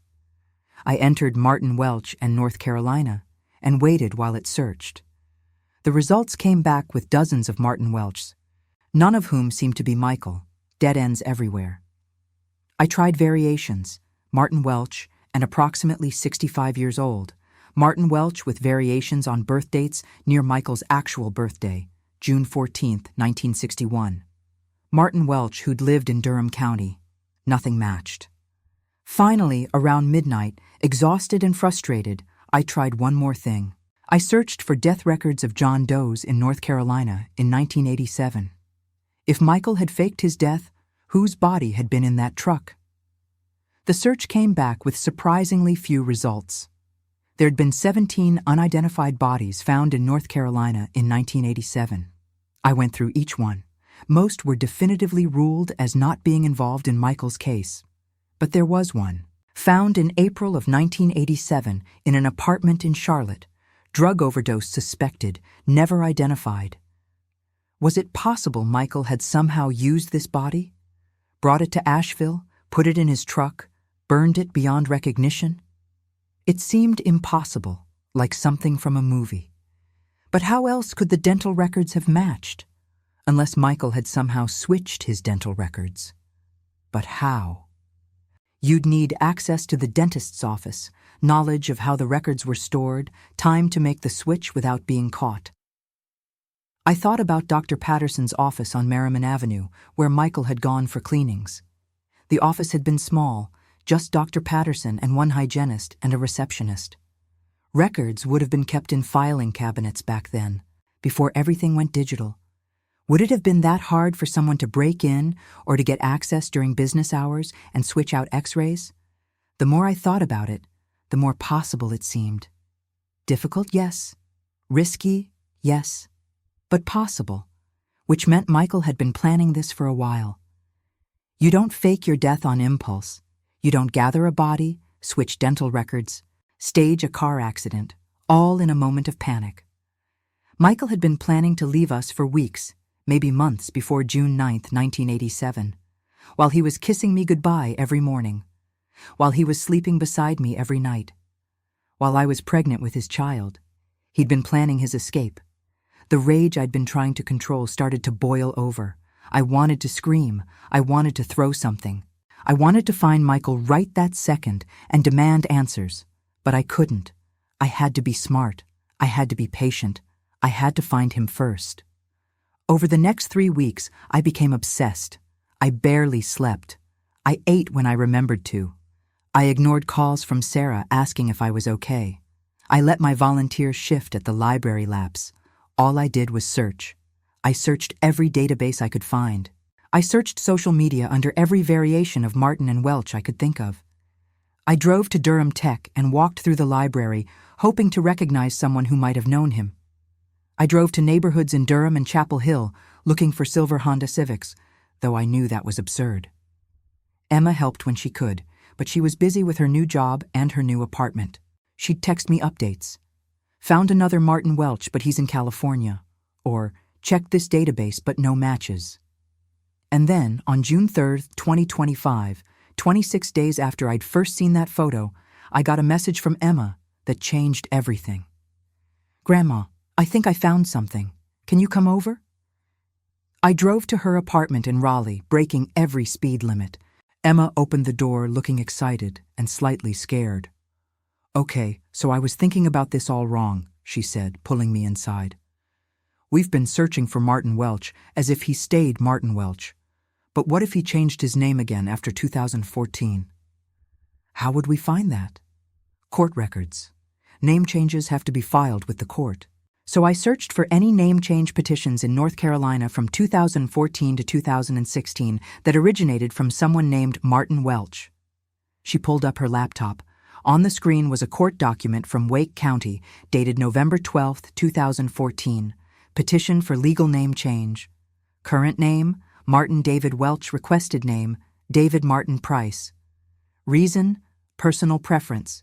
He changed his name, I whispered. Again. "Looks like it. And look at this." Emma clicked to another document. A property deed, dated 2015.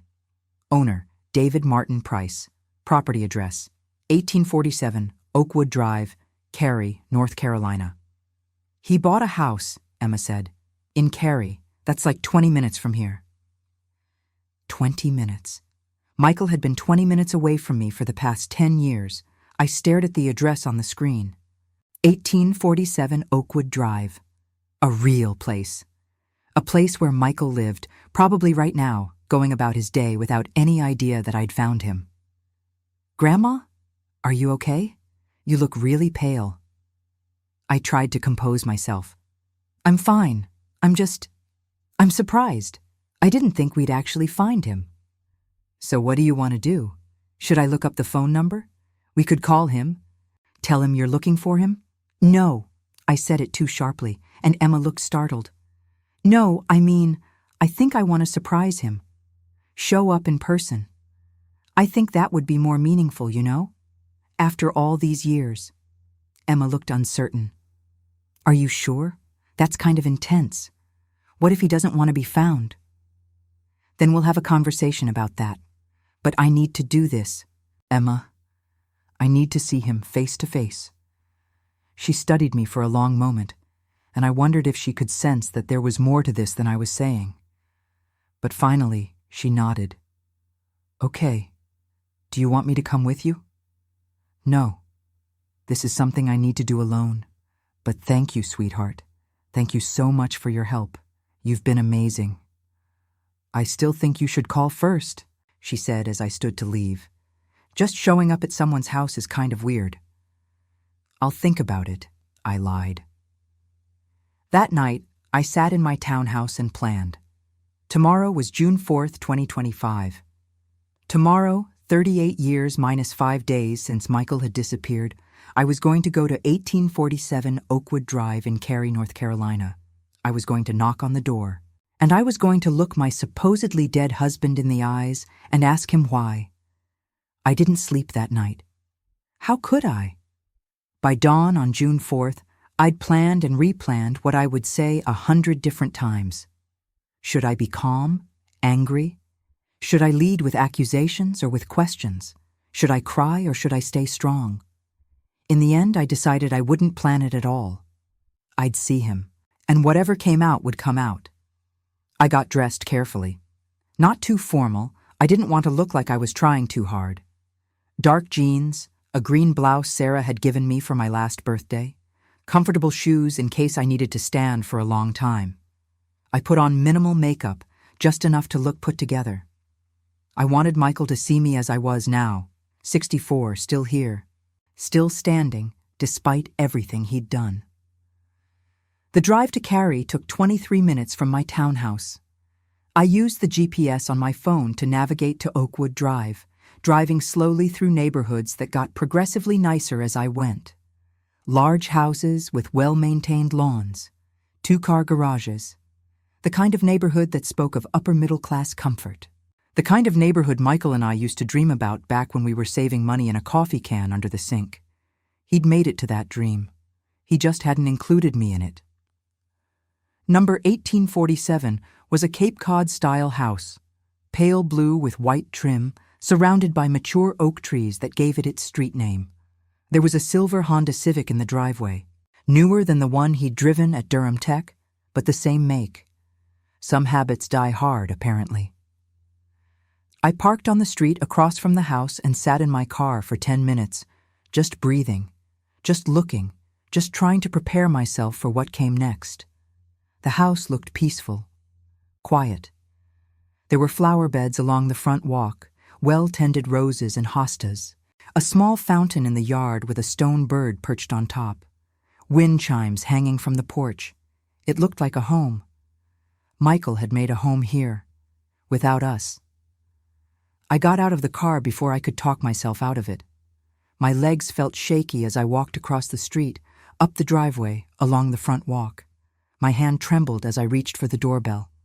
I rang it, waited, heard footsteps inside. The door opened, and there he was.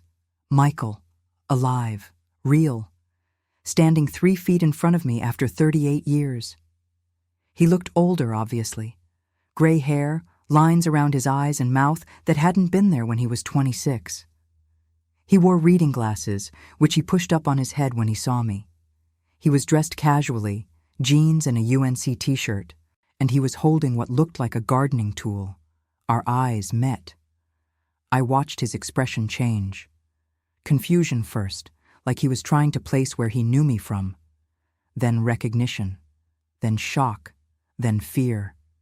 Absolute, bone-deep fear. "Hello, Michael," I said, my voice surprisingly steady. "Or should I call you David now?"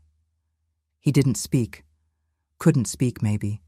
He just stood there, frozen. His mouth slightly open, his face going pale. "Can I come in?" I asked. "Or would you prefer to have this conversation on your front porch where your neighbors can hear?" That snapped him back to motion. He glanced around quickly, checking if anyone was watching, and then stepped back. "How did you—" he started. "Inside first," I said. "Then we'll talk."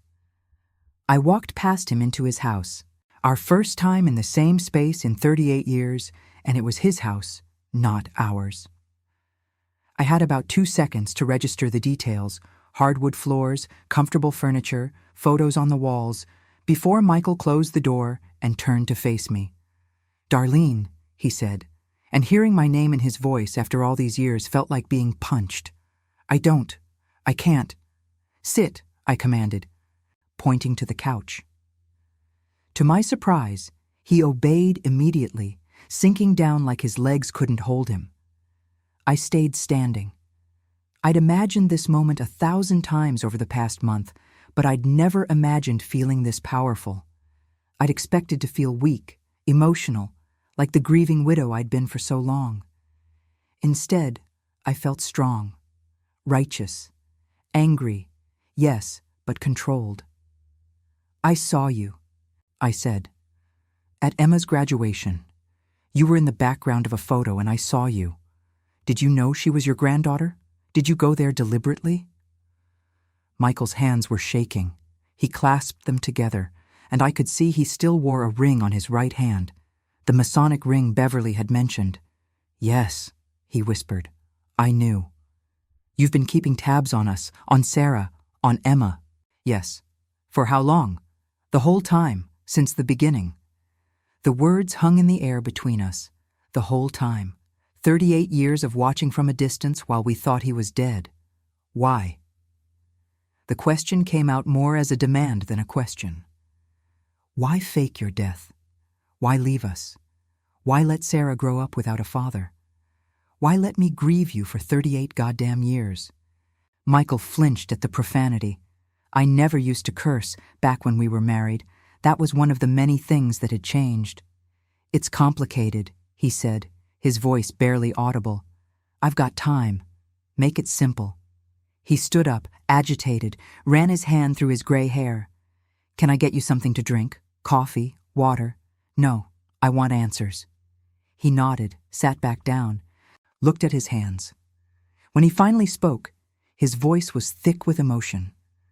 I was already married. The words didn't make sense at first. I heard them, but they didn't connect to anything in my brain. What? When I met you in 1983, when we started dating, when I married you in 1985, I was already married to someone else. Her name was Patricia. Patricia Holloway, the woman who'd called our house claiming to be Michael's aunt. The woman who called the house in 1987, I said slowly. That wasn't your aunt. That was your wife. Yes. The floor seemed to tilt under my feet. I sat down heavily in a chair across from Michael, needing the support. You were married to someone else, our entire marriage. Yes. So we were never really married. Our marriage was illegal. Bigamy. Yes. I couldn't breathe. The room was spinning. Sarah, I whispered. Is Sarah even legitimate? Legally, no. But she's my daughter. That was never fake. That was real. Nothing about you was real. I stood back up, pacing now because I needed to move, needed to do something with the energy coursing through my body. Who are you? Who were you? Was Michael Holloway even your real name? Yes, that part was real. I was born Michael James Holloway in 1961. I married Patricia in 1979 when I was 18 and she was 19. We were kids, stupid kids. She got pregnant, we got married. Her parents insisted. The baby died, stillborn. After that, our marriage fell apart. We tried to make it work for a few years, but we were miserable. We should have gotten divorced, but Patricia's family was Catholic, very religious. Divorce wasn't an option. He was talking faster now, like he'd been holding this in for decades. By 1983, we were living separate lives. She was in Tennessee, I was in Asheville. We didn't see each other except maybe twice a year at family events. We'd agreed to stay married on paper, but live our own lives. Then I met you. And you didn't think to mention you had a wife? I should have. I know I should have. But I fell in love with you, Darlene. Real love. Not the obligation kind I'd had with Patricia. And I told myself it didn't matter, that I'd handle it, that I'd get a divorce somehow. But then Patricia's mother got sick, and Patricia begged me not to do anything that would stress her mother out. Said we could divorce after her mother died. So you just, what, lived a double life?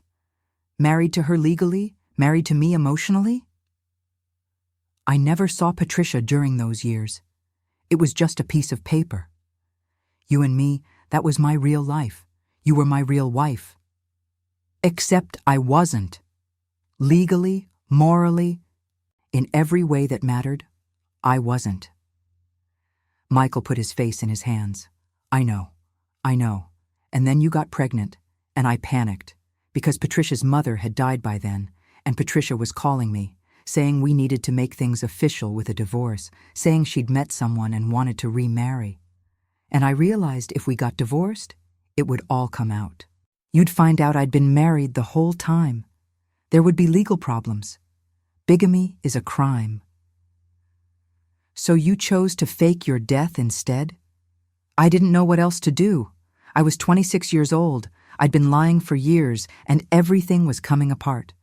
Patricia was threatening to show up in Asheville to tell you everything if I didn't agree to the divorce right away, and I couldn't. I couldn't let you find out like that. I couldn't let Sarah be born into that mess. So instead you let her be born into thinking her father was dead. I was shouting now. I couldn't help it. 38 years of grief and anger came pouring out. You let me raise her alone. You let me struggle financially, emotionally, in every possible way. You let me grieve you. Do you have any idea what that grief did to me? Do you have any concept of the pain you caused? I know. He was crying now, tears streaming down his face. I know, and I'm sorry. I'm so sorry. I've lived with the guilt every single day for 38 years. Oh, you've lived with guilt? Poor you. While you were living with guilt in your comfortable house with your comfortable life, I was working 2 jobs to make ends meet. I was explaining to our daughter why she didn't have a father. I was crying myself to sleep for years. I sent money, he said quietly. Not much, but what I could. Through various anonymous channels. Did you ever get cash in the mail with no return address? Or find money in your mailbox? I stopped pacing. I had found money occasionally over the years, never much, usually $50 or $100, in an envelope with no return address. I'd assumed it was from my parents or siblings who knew I was struggling but didn't want to embarrass me by giving me charity directly. That was you? When I could, I knew it wasn't enough. It was never enough, but I couldn't risk sending more. Couldn't risk leaving a paper trail. How? I asked. How did you fake your death? Whose body was in your truck? Michael took a shaky breath. There was a man, a drifter, homeless, who died of an overdose in Charlotte a few months before. I'd met him once at a shelter where I'd been volunteering.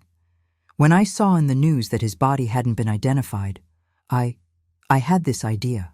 I broke into the morgue. It was easier back then. Security wasn't what it is now. And I took some of his dental x-rays from the Jane Doe files. Then I broke into Dr. Patterson's office and switched the x-rays, mine for his. Jesus Christ, Michael. Then I put the body in my truck, drove to Hickory Ridge, set it on fire, walked away. While I was at home waiting for you. While I was 6 months pregnant with your child. I know. Where did you go? I stayed with Patricia for a few months in Tennessee while things calmed down. Then I moved to Durham, got a fake Social Security number. You could still do that back then if you knew the right people, and started over as Martin Welch. Got a job at the library because I'd always loved books, and libraries don't ask too many questions if you have the right credentials. And Patricia, your real wife? We divorced in 1988. She remarried in 1990. As far as I know, she's still alive, still in Tennessee. We haven't spoken in over 30 years. Does she know what you did, faking your death? Yes. She helped, actually. Gave me money to get started, helped me get the fake documents. She felt guilty about the whole situation, too. I sat back down, exhausted suddenly. All the adrenaline that had carried me through the past month, through finding Michael, through this confrontation, was draining away, leaving me hollow. You've been watching us, I said. Watching Sarah grow up, watching her graduate, get married, have Emma. From a distance, yes. I used the internet once it became more common. Found your Facebook pages, Sarah's, Emma's. I went to Sarah's high school graduation, stayed far back where you wouldn't see me. I went to her wedding, stood outside the church. I was at the hospital when Emma was born, in the waiting room pretending to be waiting for someone else. That's sick, Michael. That's stalking. I know, but I couldn't help it. They're my family. You're my family, even if you don't know I exist. Even if I gave up the right to claim you, you're still my family. We're not your family. Sarah is your daughter biologically, yes. Emma is your granddaughter. But you don't get to claim us. You gave that up when you drove off that cliff and let us think you were dead. Michael was crying harder now, his whole body shaking with sobs. I know. I don't deserve your forgiveness. I don't deserve anything from you. But please don't tell Sarah. Don't tell Emma. Let them keep thinking I died in 1987. It'll destroy them to know the truth. And there it was. The reason he was really scared. Not because he might face legal consequences, though he probably would. Not because his whole constructed life would fall apart, though it would. He was scared because he didn't want Sarah to know what he'd done. Well, that was too bad. I haven't decided what I'm going to do yet, I said, standing up. But I want you to understand something, Michael. You don't get a say. You lost the right to have a say 38 years ago. What I choose to do with this information, who I choose to tell, that's my decision, not yours. Please, I'm not done. I want you to understand what you did to us. Sarah grew up without a father. She had questions I couldn't answer. She had grief for a man she never knew. And I spent decades grieving you. Decades. I didn't date seriously for years because I was so broken by your loss. I worked myself to exhaustion to provide for Sarah. I made 1,000 small sacrifices every single day because I was alone. And you were here, 20 minutes away, living comfortably, watching us struggle. I wanted to help more. There was no more that could have helped. The only thing that would have helped was you being honest, you being a man, you facing your responsibilities instead of running away. I walked to his front door, put my hand on the handle. I'm leaving now. I'm going to think about what to do next. Maybe I'll go to the police. Maybe I'll tell Sarah. Maybe I'll tell Emma. Maybe I'll do all of that, or maybe I'll do none of it. But whatever I decide, you'll have to live with it. The way I've had to live with your choices for 38 years. Darlene, wait. I turned back. Michael was standing now, looking broken and old and pathetic. I'm sorry. I know it doesn't mean anything. I know it doesn't fix anything. But I'm sorry. I was a coward. I made terrible choices. And I've regretted them every day since. I looked at him. This man I'd loved. This man I'd mourned. This man I'd built in my memory into someone better than he ever was. Your regret doesn't change anything, I said. It doesn't give me back the years I lost. It doesn't give Sarah back her father. It doesn't make any of this okay. I walked out and closed the door behind me. The walk back to my car felt like walking through water. Everything was moving in slow motion. I got in, started the engine, and just sat there for a moment, my hands on the steering wheel, staring at Michael's house. He was standing at the window now, watching me. Our eyes met across the distance. Then I drove away. I didn't go home. I couldn't. I drove aimlessly for over an hour, up and down streets in Cary and Raleigh that I barely registered. My mind was racing, trying to process everything Michael had told me. He'd been married the whole time. Our marriage had been a lie. Sarah was technically illegitimate. He'd faked his death, stolen someone else's body, switched dental records, committed multiple crimes. And he'd been watching us for 38 years. That last part disturbed me almost more than the rest of it. The thought of Michael standing in crowds at Sarah's events, sitting in waiting rooms when Emma was born, scrolling through our Facebook pages late at night. We'd never been free of him. We'd thought he was gone, but he'd always been there, a ghost watching from the shadows. I ended up at a park near my townhouse, one where I sometimes took walks. I parked and sat on a bench overlooking a small pond. There were ducks swimming, kids playing on a nearby playground, normal people doing normal things on a normal day. My life was never going to be normal again. I pulled out my phone and looked at it for a long time, Sarah's number on the screen.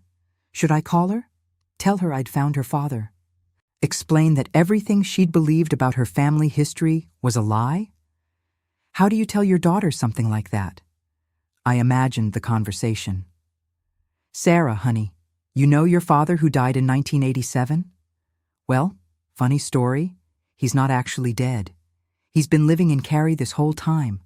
Oh, and also, our marriage was bigamous, so you're technically illegitimate. Surprise. It would destroy her. It would change her entire understanding of herself, her history, her identity. And Emma. Sweet Emma, who'd helped me find Michael without knowing what she was really doing.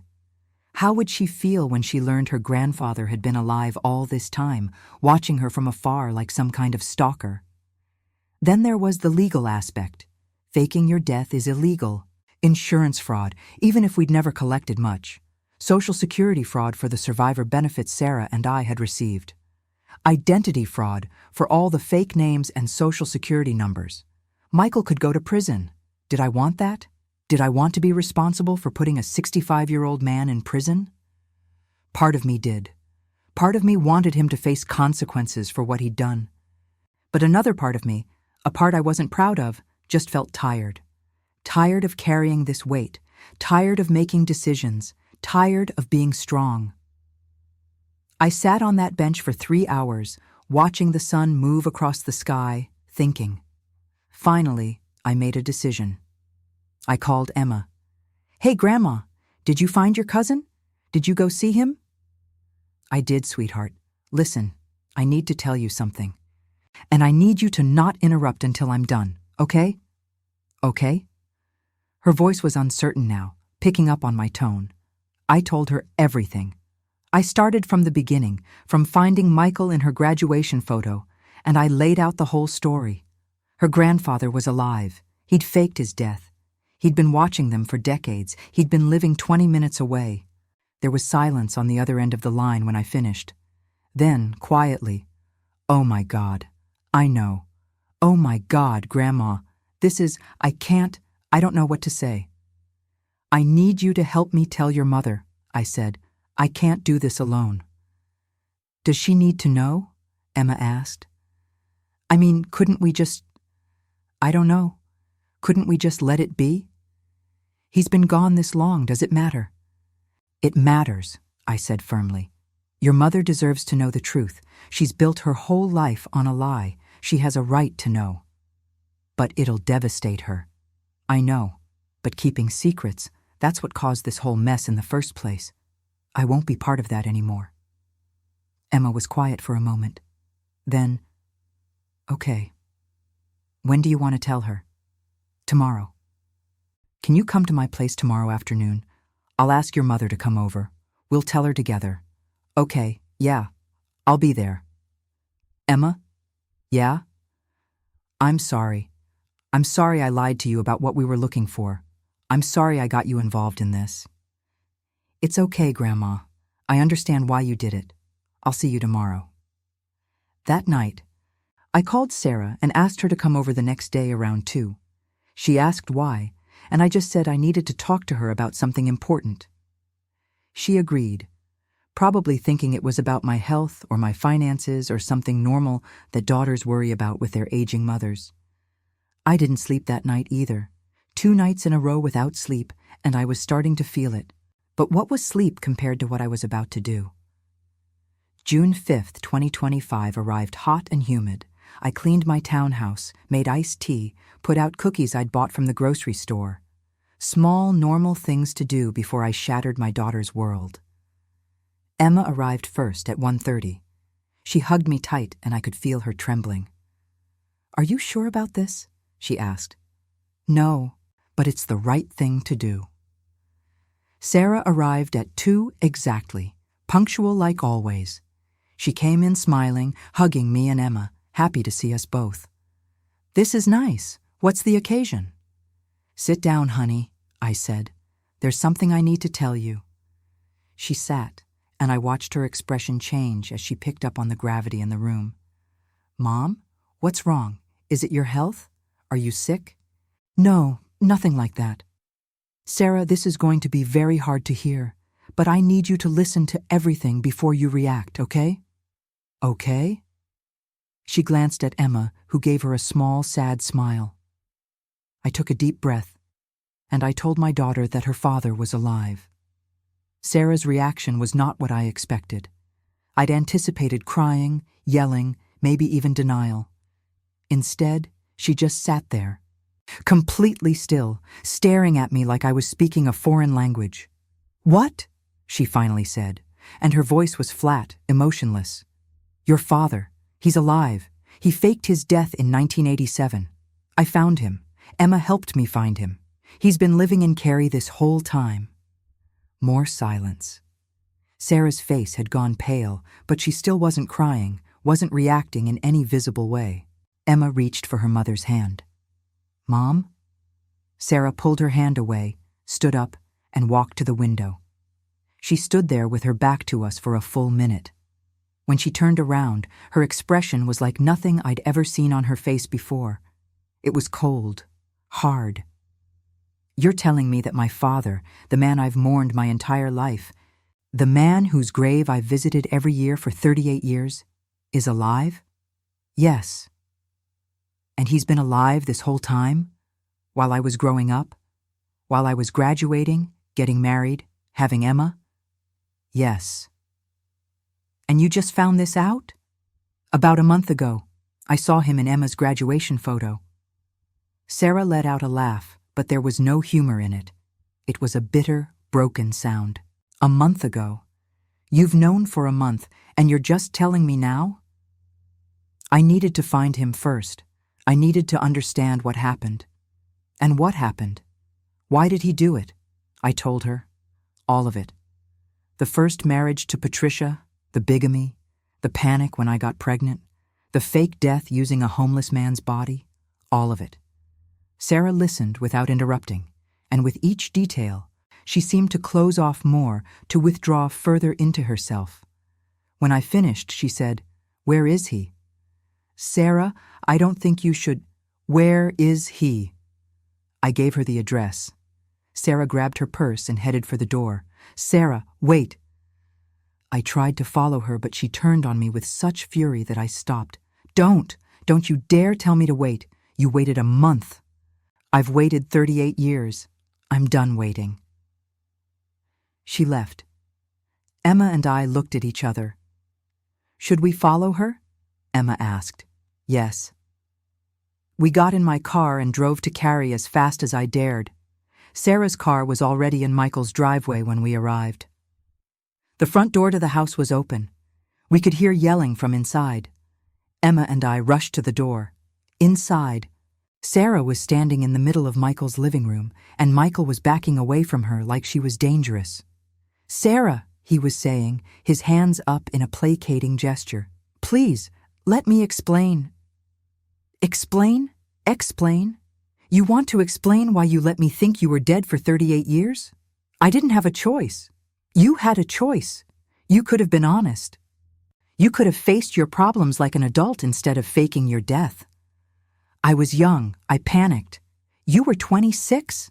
I've been an adult since I was 18. You don't get to use age as an excuse." Michael saw me and Emma standing in the doorway. His eyes pleaded with me for help, but I just stood there. This was his mess. He could deal with it. "Do you have any idea," Sarah continued, her voice shaking now, "what it was like growing up without a father? Do you know how many times I cried because I didn't have a dad like the other kids? How many times I asked Mom questions about you that she couldn't answer? How many times I felt like something was missing from my life?" "I watched you grow up," Michael said weakly. "I was there, in the background. That's not the same. Being a creepy stalker watching from the shadows is not the same as being a father." "I know. No, you don't know. You don't know anything. You gave up the right to know when you drove that truck off a cliff." Sarah was crying now, angry tears streaming down her face. Emma moved to comfort her, but Sarah shook her off. "And you," she turned to me. "You knew for a month and didn't tell me?" "I needed to be sure. You needed to protect me, you mean, like you always do, like I'm still a child who needs to be shielded from the truth." "That's not fair," I said quietly. "None of this is fair. None of this is fair at all." Sarah turned back to Michael. "I don't want your explanations. I don't want your apologies. I don't want anything from you. You're not my father. My father died in 1987. You're just some old man who looks like him." She walked out. Emma followed, but not before giving Michael a look of pure disgust. I stayed for a moment, looking at Michael. He'd collapsed onto his couch, his head in his hands, crying. "I told you," I said. "I told you it would destroy her." "What do I do?" he asked, looking up at me with desperate eyes. "How do I fix this?" "You can't. Some things can't be fixed, Michael. Some mistakes are permanent." I left him there and walked out to find Sarah sitting in her car, crying. Emma was in the passenger seat, holding her mother while she sobbed. I tapped on the window. Sarah rolled it down, her face red and blotchy from crying. "Are you okay to drive?" I asked. "No, but I'm going to anyway." "Come back to my place, both of you. We'll talk or we won't talk, but you shouldn't be alone right now." Sarah nodded and followed me back to my townhouse. The rest of that day was a blur. Sarah cried on and off for hours. Emma cried too, more quietly. I made dinner that nobody ate. We sat in my living room as the sun set. 3 generations of women trying to process the unprocessable. "What are we going to do?" Emma finally asked. "Are we going to the police?" "I don't know," I said. "We should," Sarah said, her voice hoarse from crying. "He committed crimes. Lots of crimes. He should face consequences." "Legally, yes," I agreed. "But think about what that means. There'll be investigations, trials, media attention. Our lives will become public. Everyone will know our business. Is that what you want?" Sarah was quiet for a long time. Then, "I want him to suffer the way I suffered." "Putting him in prison won't do that," I said gently. "It won't give you back what you lost. It won't change the past." "Then what will? What am I supposed to do with all this anger?" I didn't have an answer for that. We talked until midnight, went in circles, considered our options. By the end of the night, we'd made a tentative decision. We wouldn't go to the police immediately. We'd take some time to think about it, to process everything. We'd meet again in a week and decide together what to do. Sarah and Emma went home eventually. I sat alone in my townhouse, exhausted beyond measure, and I realized something. Finding Michael, confronting him, telling Sarah the truth, none of it had given me the closure I thought it would. If anything, I felt more unsettled than before. Because now, instead of having questions, I had answers. And the answers were worse than the questions had been. Michael hadn't left because he didn't love us. He'd left because he was a coward who couldn't face the consequences of his own choices. That should have made me feel better, in a way. It wasn't personal. It wasn't that we weren't enough, that I wasn't enough. But somehow, it made it worse. Because it meant all that pain, all that suffering, all those years of struggling and grieving and rebuilding, all of it had been for nothing. It had been meaningless. It had been the result of one man's cowardice, and there was nothing I could do to make that fair. The week after I told Sarah about Michael was probably the worst week of my life, and that's saying something considering how I'd spent the previous 38 years. Sarah was barely speaking to me.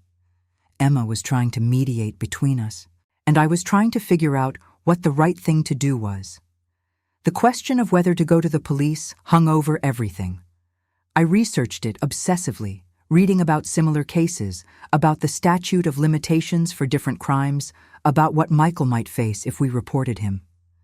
Faking your death isn't explicitly illegal in North Carolina, I learned. But all the crimes that go along with it are. The fraud, the identity theft, the Social Security fraud from the benefits Sarah and I had received. That alone could mean years in prison. Part of me wanted that, wanted Michael to face legal consequences. But another part of me recognized that it wouldn't change anything. It wouldn't give Sarah her childhood back. It wouldn't give me those years I'd spent grieving and struggling. Revenge might feel good temporarily, but it wouldn't heal anything. On June 12, 2025, 38 years to the day after the police had found Michael's truck at the bottom of Hickory Ridge, Sarah, Emma, and I met again at my townhouse. "I've made a decision," Sarah said before Emma or I could speak. "I don't want to go to the police." "Are you sure?" I asked. "I'm sure. Because going to the police means dragging this out for years. It means trials and lawyers and media attention. It means everyone knowing our business, my friends, James's family, everyone. I don't want that. I don't want my life to become defined by this." "So we just let him get away with it?" Emma asked.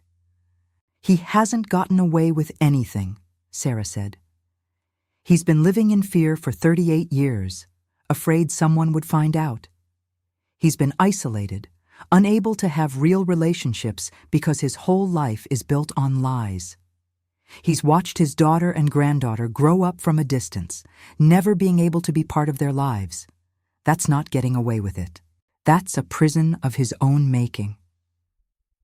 I looked at my daughter with new respect. "When did you get so wise?" "I've had a week to think about it, and I realized something. If we prosecute him, if we put him in prison, then our story becomes about him, about what he did, about his crimes and his trial and his punishment. But I don't want him to be the center of my story anymore. He's been the center of my story for 38 years, this absent father I've mourned and wondered about. I'm done giving him that power." "So what do we do?" Emma asked. "We move on," Sarah said. "We know the truth now. We can stop wondering. We can stop romanticizing him or mythologizing him. We can see him for what he is, a coward who made terrible choices. And we can choose not to let those choices define us anymore." "What about him?" I asked. "Do we just never see him again?" Sarah considered this. "I don't know. Maybe someday I'll want to talk to him again when I'm less angry, but not now. For now, I just want to move forward with my life." "I can support that," I said. "Me too," Emma agreed. We sat in silence for a moment, and then Sarah did something unexpected. She started to laugh. Not hysterically, not bitterly, just a genuine laugh. "What?" I asked. "I just realized something. All those years I spent wishing I had a father, wishing I knew what he was like, wishing I could have known him. And now I do know what he's like, and it turns out he's just a regular guy. Flawed, selfish, cowardly, nothing special. All that mythologizing I did, making him into this perfect man who was taken too soon, and he was just human. Deeply, disappointingly human." She was right. I'd done the same thing. For years after Michael's death, I'd remembered him as better than he was. Kinder, more loving, more perfect. I'd edited out all the warning signs, all the little red flags, all the moments where I'd felt something was off. I'd created a saint out of a man who'd been planning to abandon his pregnant wife. "So that's it?" Emma asked. "We just go back to our normal lives?" "I don't know if normal is the right word," I said. "But yes, we move forward.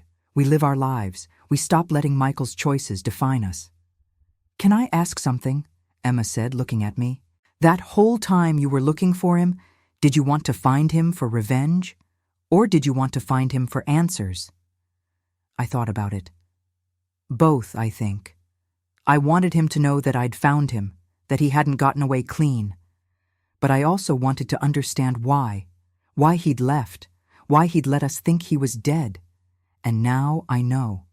And honestly, the answer is disappointing. There's no good reason. There's no tragedy or noble sacrifice, just cowardice and poor choices." "That's the worst part," Sarah said. "If there'd been some grand reason, some tragic unavoidable circumstance, maybe it would have been easier to accept. But there wasn't.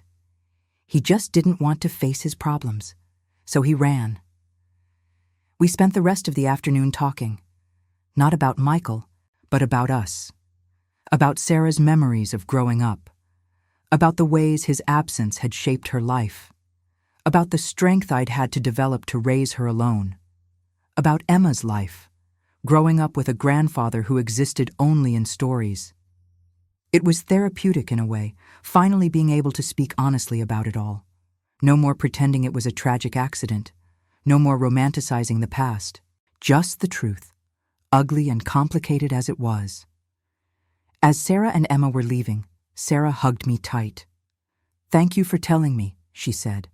"I know it must have been hard, and I know I was angry at first about you waiting, but I understand why you did it, and I appreciate that you cared enough to find out the truth, even when it would have been easier to just let it be." "I love you," I told her. "Everything I've done, every decision I've made for 38 years has been because I love you." "I know, Mom. I know."